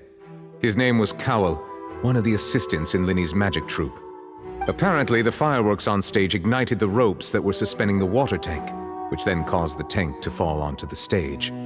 As of now, we are still not sure why we found Cowl in the box, rather than the guest from the audience. And after an initial search of the area, the guards have confirmed that the girl is nowhere to be found. It appears that this incident was not merely some mishap with the performance. And there are many indications that it is connected with the case of the serial disappearances of young women. The serial disappearances case? That's the case that Charlotte mentioned before! I know the truth. I can see through the whole thing. Really, using such a shallow and obvious mystery as his finale. Did he really underestimate us that badly? I say that our powerful magician, Mr. Linney, is now the prime suspect for the serial disappearances case. Huh? Why me? This whole thing was an accident. Oh, this all occurred during your magic show, did it not? The missing girl disappeared after being chosen, did she not? The deceased is one of your assistants, is he not? Now that I think about it, that whole speech about magicians making things disappear was nothing more than a provocation, a bald-faced challenge. That can't be right! How can Linny do this? He was in the box on the stage the entire time! We can even hear his voice! Besides, before the show, he told us that he would like to catch the criminal behind the disappearances! He couldn't possibly mean catching himself! Save discussion for a later time, please.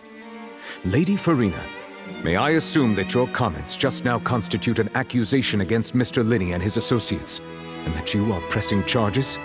Huh? I just think that he... Well, I think it might be a little early to talk about formally pressing charges. But what Lady Farina said just now makes perfect sense. Looks like she's gonna personally deliver justice. A kidnapping and murder carried out under the cover of a magic show. Lady Farina said it all. I mean, of course, my dear people. But what excites me even more than the obvious truth before our eyes is the opponent I'll be facing. That's right. I mean you, Traveler. You'll support Linney, won't you? After all, he was the one who helped you the first time we met. Then there's no problem at all. You know, the Traveler and I already had a duel the first time we met. But with Linney's help, our little duel ended in a draw. But draws really are the most boring possible outcome. So, no more draws. Between the two of us, there must be a clear winner and loser. And what better place to hold such a riveting showdown and decide the true victor than here, on the grandest of stages, the Opera Epiclese. It wasn't a draw. She obviously lost last time. I understand. Charges have now been pressed, and as such, a trial is in order. Well, Traveler, seems Lady Farina has set you in her sights. But putting her dramatic rhetoric aside for a moment, I would like to ask you, are you willing to act as Mr. Linney's attorney and defend him in this case? Very well. The trial will be held a day from now in the Opera House. Both sides may investigate the scene to build their cases and search for the truth.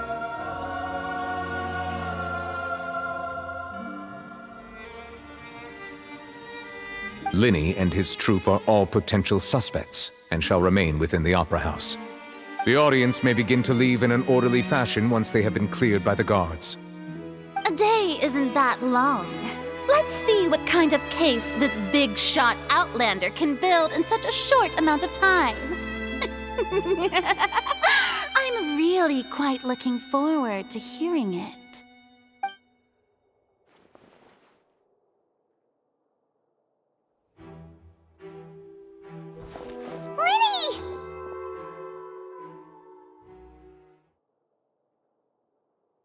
sorry about everything that happened just now.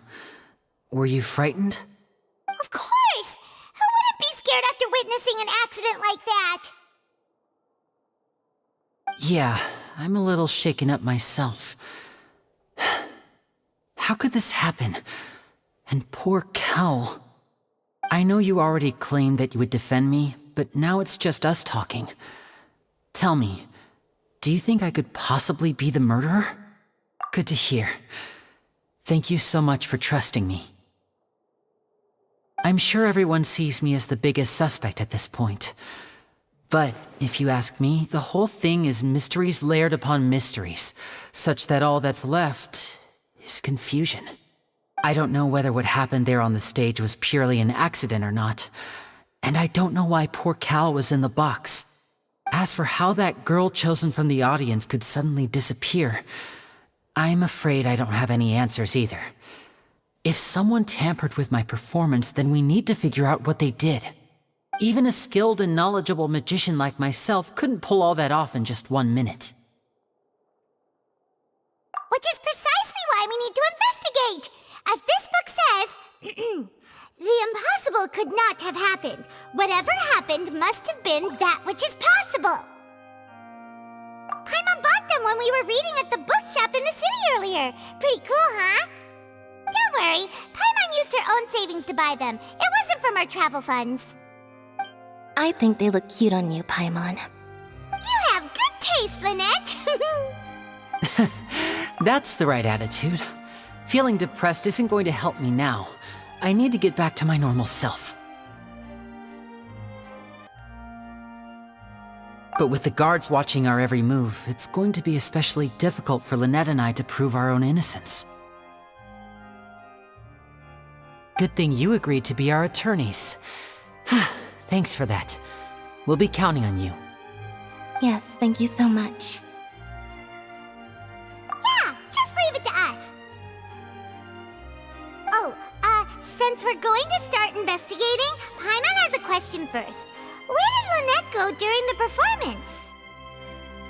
Ah, well, I'm afraid that would involve some of our essential trade secrets as magicians.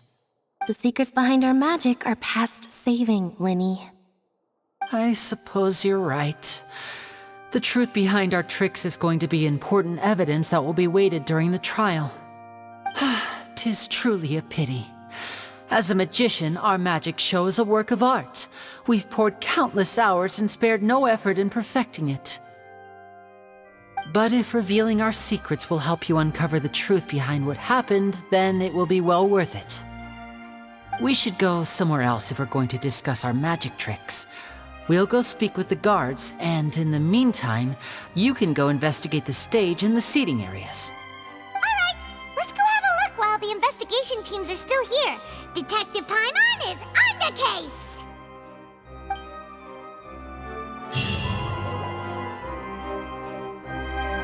Hello, officer. How's the investigation going?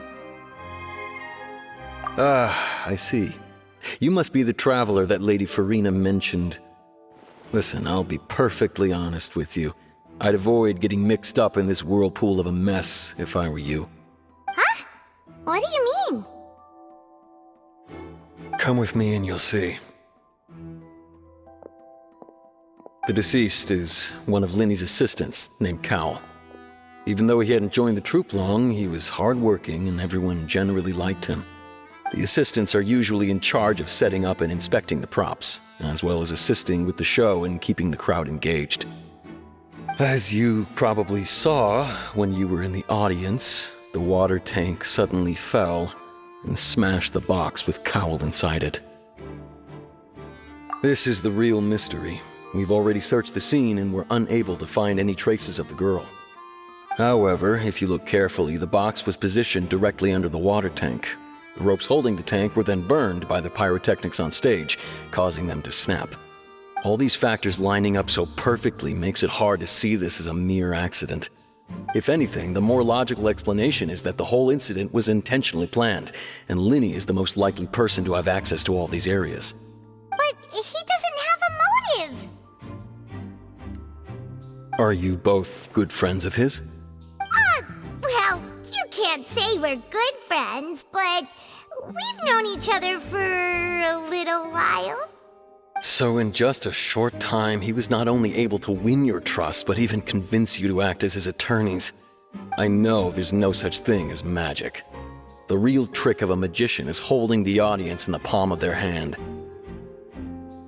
I've seen a lot of cases, and I can tell you that people are the least reliable kind of evidence.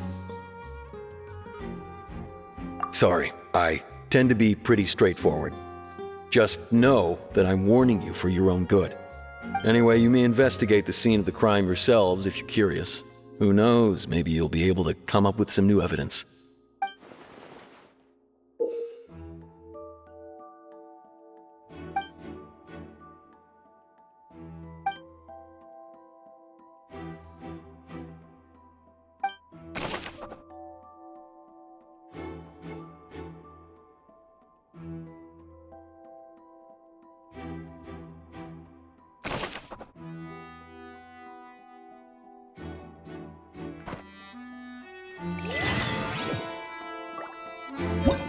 Whoever the murderer was, they must have made preparations well beforehand.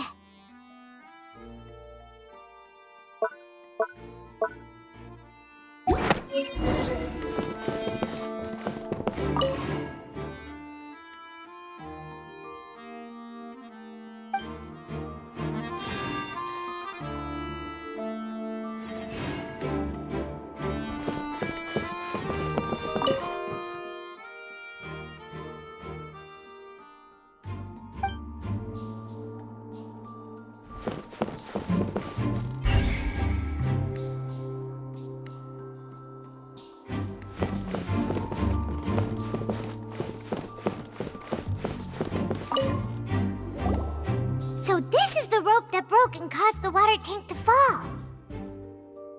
The rope looks pretty durable. How can it be burned through so quickly by fireworks? Why are you suddenly so serious, Traveler?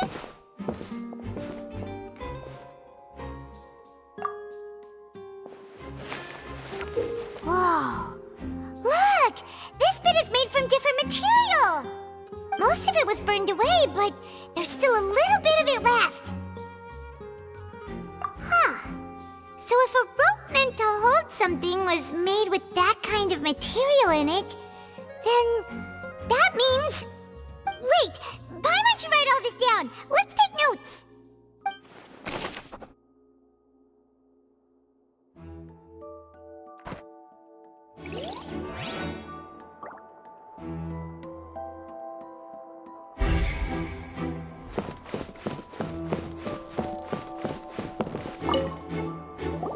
Hello there! What are you investigating? Oh, this location has also been cordoned off because the Magic Troupe members are currently considered prime suspects. The investigation team is still collecting evidence. The seats were all booked in advance, so we were able to deduce the missing woman's identity by checking the guest list. Sure, it's not like this is confidential information. We will publish it later anyway when we petition the public to help us find the missing person. Her name is Halsey. She's a painter from Fontaine who's made a bit of a name for herself. Apparently, she wasn't a regular at the Opera House, but she'd been feeling some pressure with her work lately, which made her decide to come see the magic show. The Magic Troupe members all claim not to know her. We have looked into her social connections. It seems that she has no personal grievances or conflicts of interest with the suspects. Simply put, she wasn't related to the Magic Troupe at all, which matches the features of the previous serial disappearances. Were the victims of previous cases also chosen at random? That's how it seems to us, in any case. Apart from the fact that they were all young women of around the same age range, there really weren't any other connections between them. Okay then. No need to be so formal. If you do happen to see the missing girl, please be sure to contact us. It is of utmost importance that we get to the bottom of these disappearances.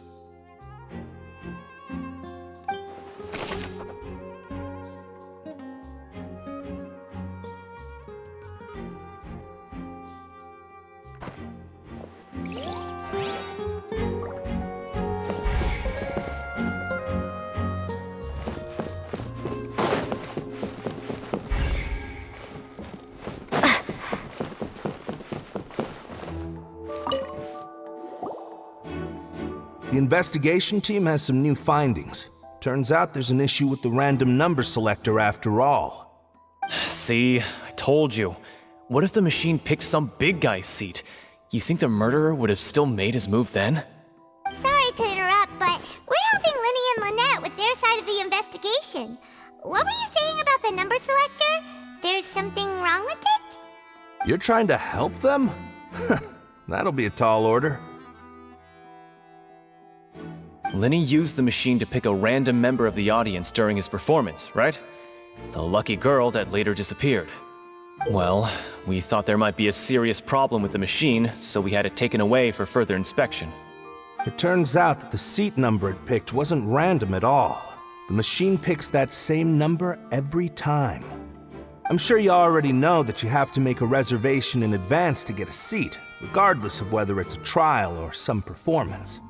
In other words, Linny knew who would be sitting where from the very beginning.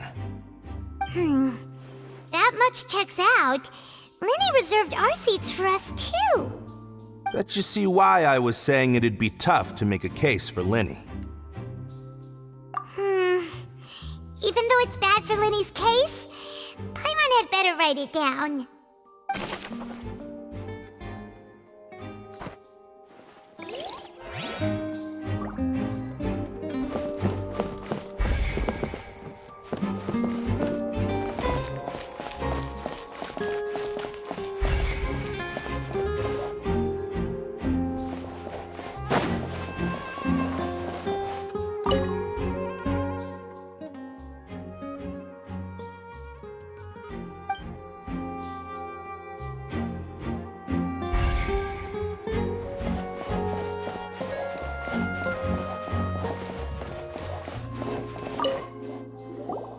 I see that you're investigating the area. Well, it just so happens that I'm interested too. If you find any new and interesting leads, be sure to share them with me, all right? We don't have too many thoughts yet.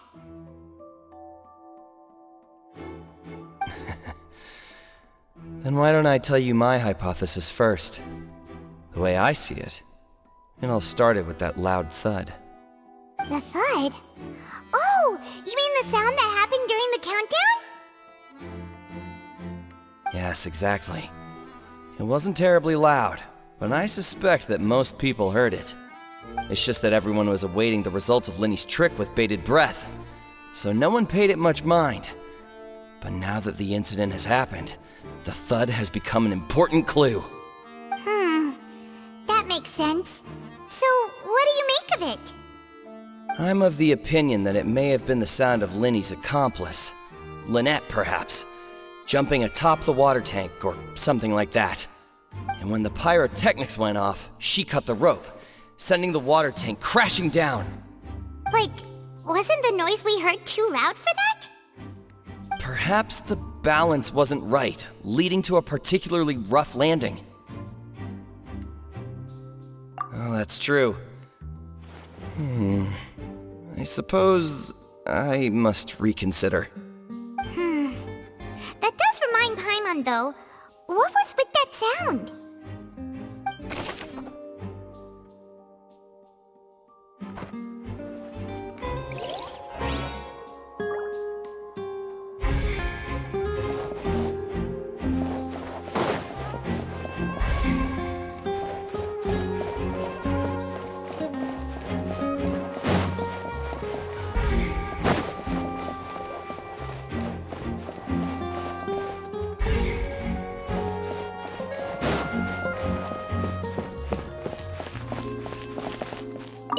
Linny's still talking to the guards. It seems he'll have a lot of explaining to do. I think someone will be assigned to monitor us later, but that's alright.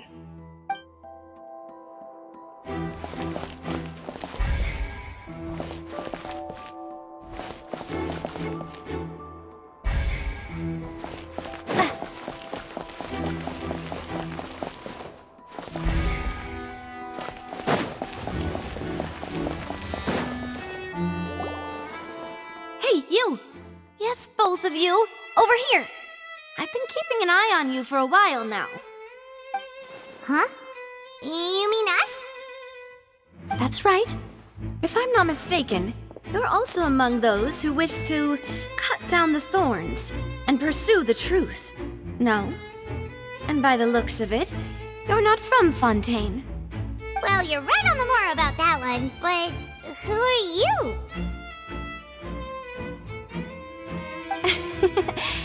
Have you never heard of the Spina di Rosula? From mediating disputes and providing protection to solving conundrums, you name it, Spina di Rosula does it. And I, Navia, have the honor of being its renowned president. Though those who play by our rules call me boss. I'm Silver, her attendant. Pleased to meet you. And I'm Melus. Demoiselle's various daily needs and affairs are under my purview. Huh? Boss? Demoiselle? What gives with the names? Well, I am the second generation president. Melus and the others are still used to my previous title. My apologies, Demoiselle. Should you prefer, boss, I will endeavor to use that instead. No, no need. You don't have to call me boss. Just Navia is fine. Okay, if you say so. Not that we're members of Spina di Rosula anyway. All merely trifling details. Never mind. Now, back to the situation at hand. That's right. I've always kept an eye on the serial disappearance cases. My interest stems from a matter back from my father's time. Judging from the look of things, I find Linny an unlikely mastermind. Really? We think so too! That's why we're looking for clues now. But how did you come to that conclusion? Intuition, naturally. My unparalleled intuition. Farina sure was quick to point the finger at Linny without any decisive evidence whatsoever, wasn't she? But that's not uncommon for her. If you remember, the Justice had to interrupt her and ask if she was pressing charges just to keep her from getting carried away. Anyway, a trial begins the moment someone levels charges. And, of course, there was no way Farina was going to back down in that situation. Sounds more like you just don't trust the Hydro Archon. Well, what's your opinion? I must admit that she can be interesting at times, but liking her doesn't mean that I'll blindly agree with her. All right, I've answered your question. Now, it's time you answer mine. Wait a minute, did that answer count? Well, I say it does. But don't worry, you won't hear any pointless questions from me. In your opinion, do you think it's right to treat a trial like it's an opera?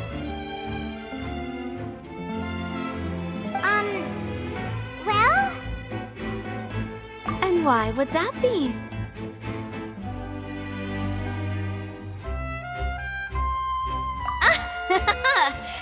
See, Silver and Melus? I told you they'd be different. Most astute of you, Demoiselle. I, too, think that the Traveler's response was most excellent. No matter how wonderful the script or how fervent the audience's expectations may be, the trials that go on stage here must be based in fact. And if that can be done, boss, then... All right, that's quite enough, Melus. Anyway, I like your answer. You passed with flying colors. Now, I need to make some preparations, following which our joint investigation shall commence. You two shall be my assistants. Wait! Since when did we become assistants? Oh, well, I can be the assistant, sure. Or your companion, if you like. I'm really not that fussy. That's more like it. Far be it from me to brag, but I believe that Demoiselle's intuition will be instrumental in uncovering the truth. You wish to save a friend from false accusations, and we wish to unravel the disappearances. In this sense, our goals are aligned. You have a point. You're quite quite the talker, aren't you, mister? And what about you over there? What do you think? You seem like you've got something on your mind. I have nothing to add. Oh, alrighty then. We'll be making some preparations first. Just be sure to let us know if they start revealing Linny's tricks. Thanks!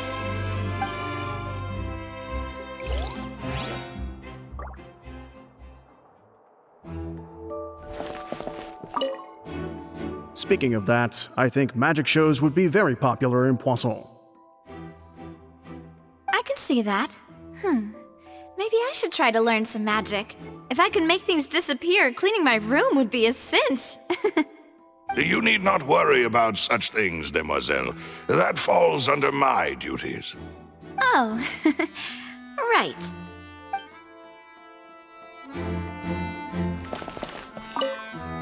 Speaking of that, I think I can see that. Maybe I should try to learn some magic. If I You need not worry about such things, demoiselle. Oh.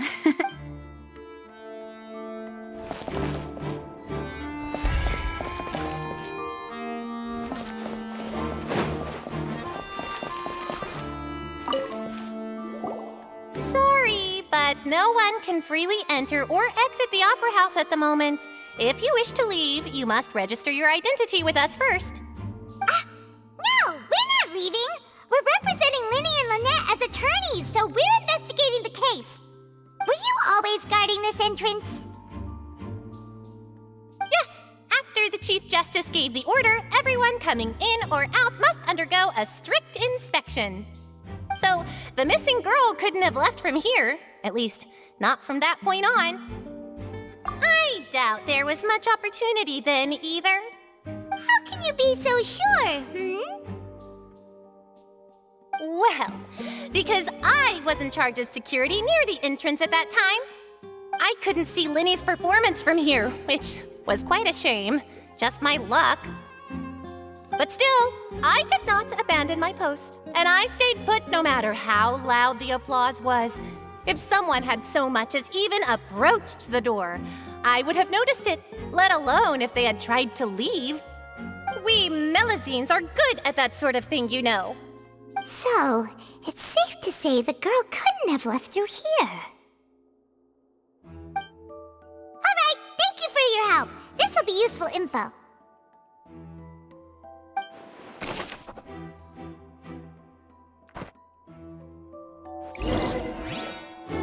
We've checked everything of note here at the performance venue. Paimon wonders how Linny's discussion with the guards is going. Let's go see, shall we? Ooh, things are getting interesting, huh? We're about to see how magic is made. Understood.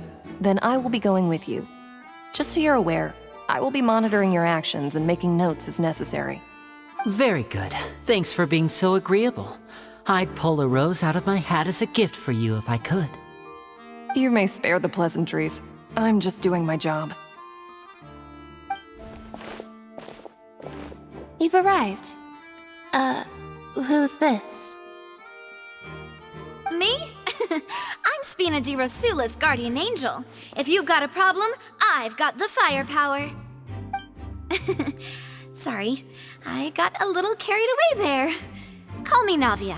I'm a partner of theirs, and we'll be helping investigate this whole situation. And these are my companions. Would you mind if they join as well? Fine by me. Oh, new helpers? I would be most grateful. Well, let's just say we're tagging along. It's not every day you get to see the secrets behind magic performed on such a large scale. I appreciate your kind interest. Come with me. We'll be heading below stage. Huh?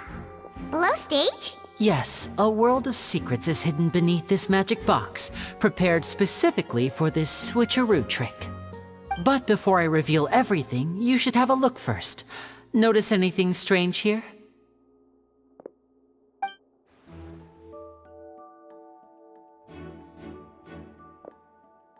I'm not trying to be dramatic. Remembering the details of a trick will help you understand the methods used to perform it more easily. Huh. Weren't there balloons and other decorations here? Where did all that go? Ah, good eye. That said, you're still far from discovering the answer. The back? You mean the inside of the door? What's different about it? Paimon didn't notice anything. Very good indeed. I thought you might not be able to catch that, given that you were sitting in the first row. The back of this door was patterned. Those patterns are now gone, replaced by a smooth wooden board. So, if you put 2 and 2 together, what do you get? Exactly. All right, let's go. I'll tell you how it works as we head down.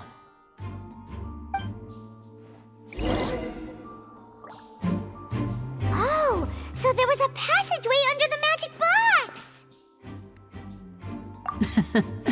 I knew you'd figure out most of it as soon as you saw this place.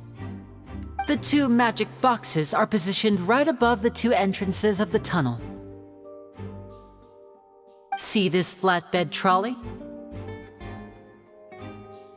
The box with the lucky audience member in it would be shuttled over to the other side using the trolley. This trolley can raise and lower and even rotate, ensuring that the box will face in the right direction. I see. So that's the purpose of the box inside another box. Precisely. The inner box would descend after the audience member was put inside and be moved along the trolley, all while the outer box would remain on stage as if nothing had ever changed. So that's how you did it! Once the box was lowered, the trolley would store some energy through this device here, with which it would complete the rest of the steps. The audience member would only be able to feel some slight movements in the dark, and by the time she walked out, she would already be back on stage. Right! You were talking that whole time, and you even came out for a moment near the end! Ah, yes. A phonograph operated by Lynette was used to achieve that effect. My assistant and I had already scripted our conversation beforehand. When the countdown began, I had already gone to the opposite box via a tunnel using that ladder. And what about Lynette? Where was she? I was in the mezzanine space in the back of the box. Oh, interesting! That's how we were able to coordinate Linny's lines with the assistant. And, by the way, I was the one who walked out of the box at the end. I mean, we are twins. All it takes is a change of clothes and no one can tell who's who. And that's my favorite part of this trick. Only Lynette and I can perform it. So that's how it all worked! Wow, every detail you revealed was more amazing than the last! Lynette would briefly walk out of the box and then go back in, jumping into the tunnel and escaping before the box on the trolley could finish ascending. And then I walk out of the other box in the audience area, and the trick would be complete. The operative word here being would. But as you saw, Cal was in the box, not our audience member. She, on the other hand, mysteriously vanished. We really don't know how that happened. If not for that interlude, this would have been an astonishing trick. I probably never would have figured out how you pulled it off. And yet, to think that someone was able to use this magic trick to commit a crime. Could we have a look around? I think we can come up with some more leads. This is the scene of the crime, so Linny and Lynette are not permitted to stay here. I'll escort them back up. Yes, of course. No need to be so strict now. I won't disappear into thin air, you know. Thanks, everyone. We're counting on you.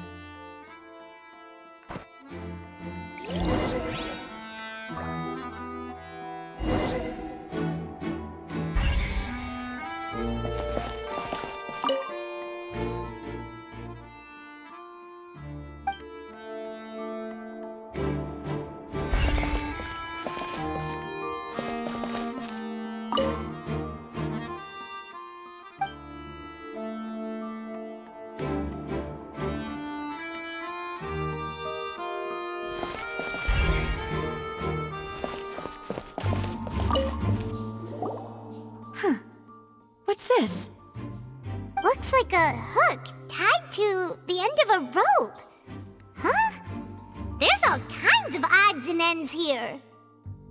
Perhaps it was a prop for a different trick. But why would it have been left here?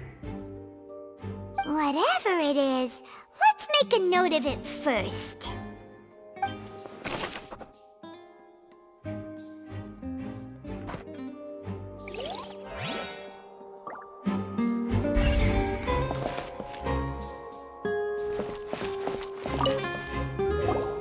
The floor is wet. Please be careful not to slip. Speaking of which, why would there be water here? Oh, Paimon knows! It's one of those tricks where you pour water into a jug and then flip the jug over only for the water to disappear? And here's a broken vase. Huh. Did the trolley knock it down while moving? That can't be. The trolley moves along tracks from start to finish. It couldn't have hit the vase at this distance. Let's note this down too and think about it later.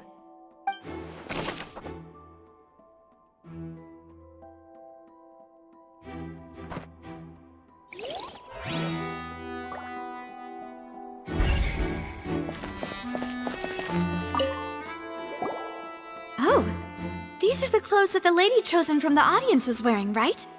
Her clothes are here, but she's nowhere to be found. Right. And do you really need to do that if you're kidnapping them? Ugh, this is so confusing. Paimon doesn't want to be a detective anymore.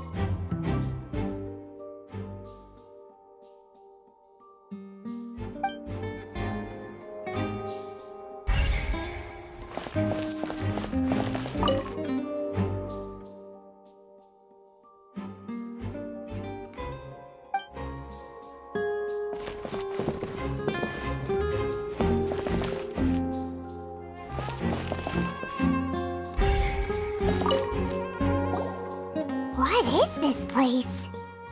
It seems someone could fit through here. Huh. Could this have been the suspect's escape route? Alone, perhaps.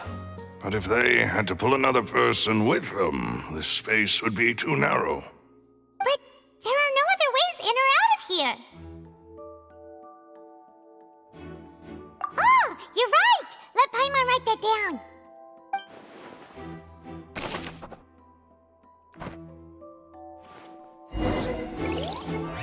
Seems we're just about done investigating down here. Yes, let's head back up.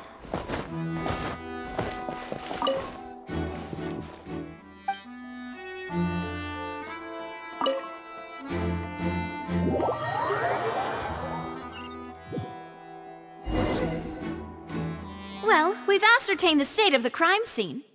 Let's find a place to sort out our findings once Malus returns. Seems to me that there are several things that don't add up here. Apologies for the wait, demoiselle.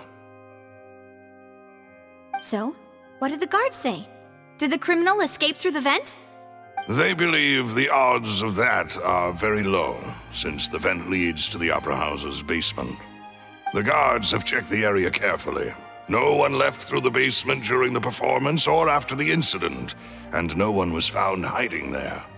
So the tunnel's become like a secret chamber then! You know, like the kind you usually see in novels.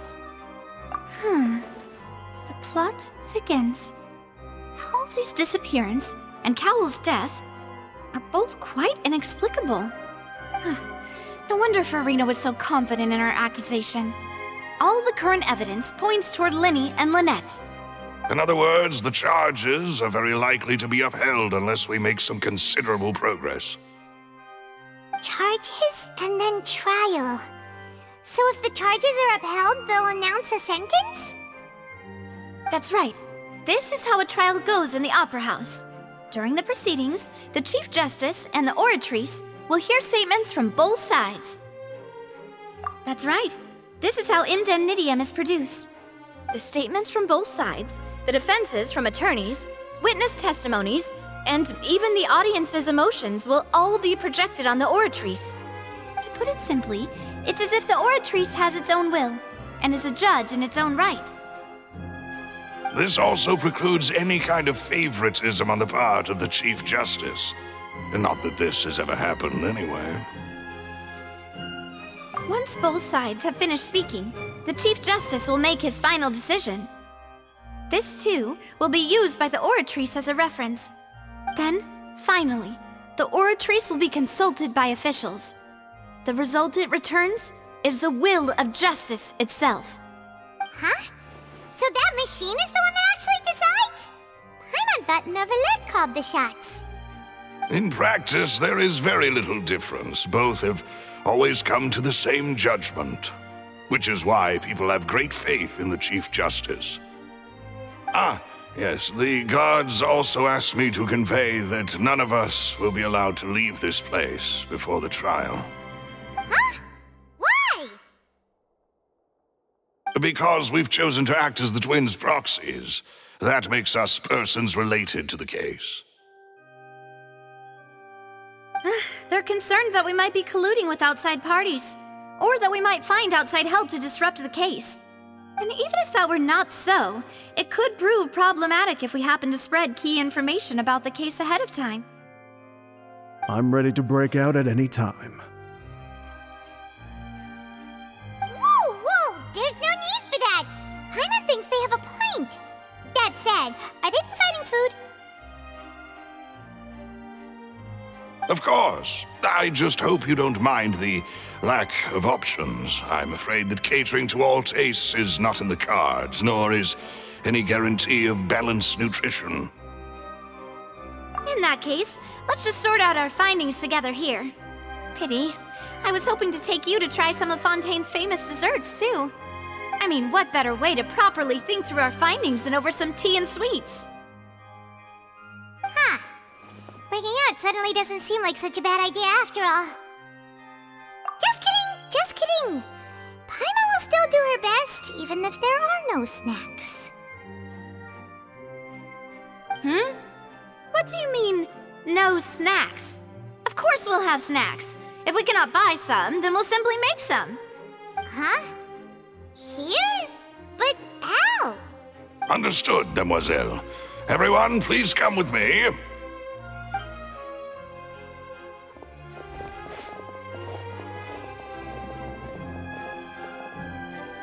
Wait, you're carrying a portable stove with you? Yes, I must be prepared to meet the Demoiselle's baking needs whenever the fancy strikes her. I have eggs, sugar, and almonds at the ready. Good work, you two. Then I'll get to it. Please sit tight for a moment. You'll get to taste my awesome snacks soon enough. These three are quite the interesting group.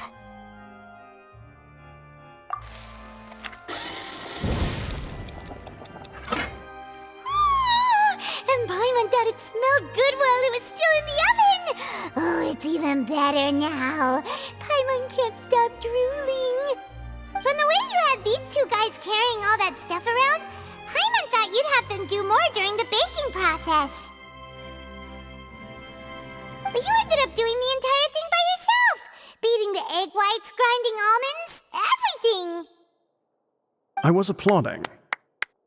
And I was giving encouraging smiles. Paimon was just thinking, aren't you worried about getting your fancy dress dirty beating egg whites and baking like this? Well, I don't think it's carved in stone anywhere that fancy ladies can only read books, sip tea, ride horses, and play the piano. I just really enjoy making snacks. Don't underestimate beating egg whites, by the way. It's a real arm workout. You also need to beat them to just the right consistency, or your macarons will crack. Anyway, give these a try, fresh out of the oven. There's 3 for each of us. Only 3?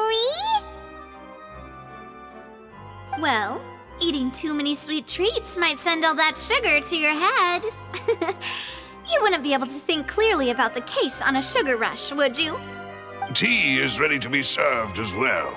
This is Demoiselle's favorite, strong black tea with a floral fragrance that clears the mind and lifts the spirit. No need for concern. I'm merely doing as I should.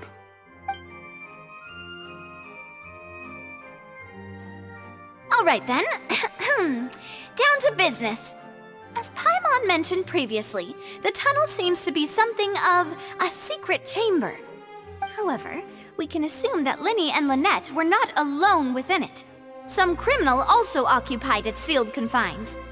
The magician twins could have committed the crimes, of course, but they lack any logical motive. Exactly! Why would they do such a thing right when everyone was watching?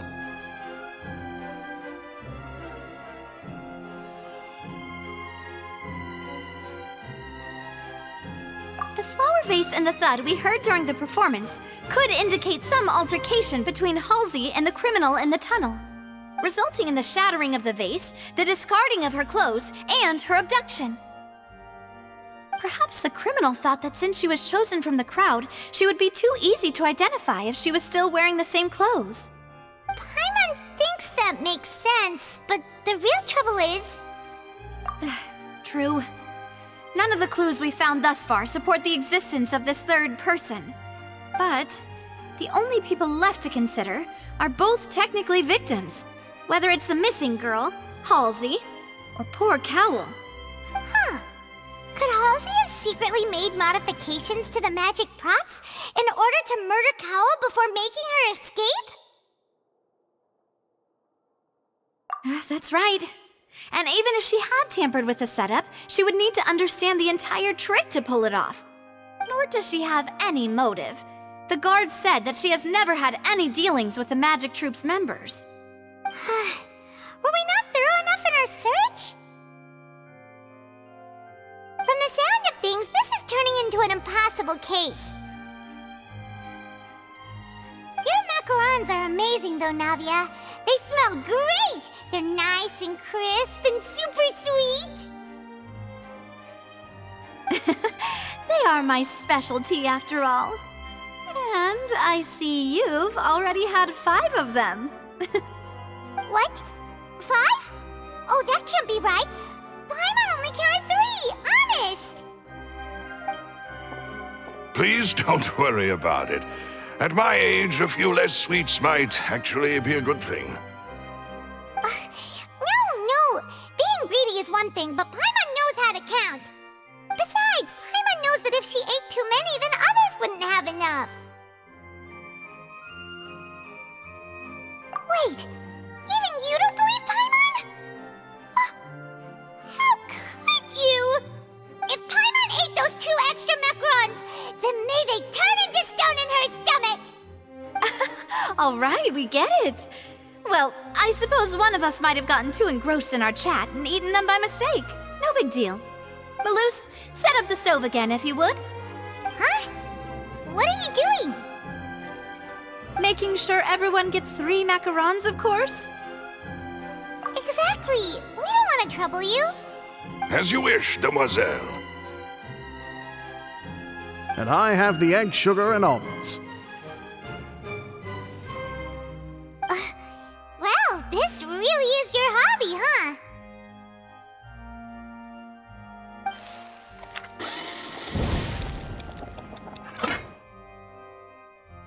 Well, that's it for snack time. I'm going to have another look around the area. I don't know what we're looking for yet, but we've still got some time.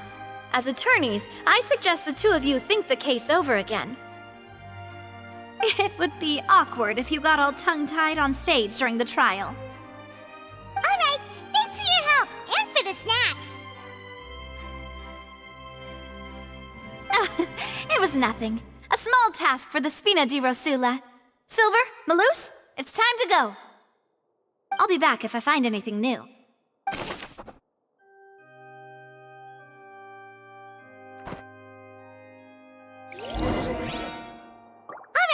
It's time to put our heads together. We've got to get our defense ready for the trial. Oh, it's probably gonna be a long and difficult case. There's no point in worrying about that now. We just need to prepare. Here, take Paimon's notes. They should help you review the situation.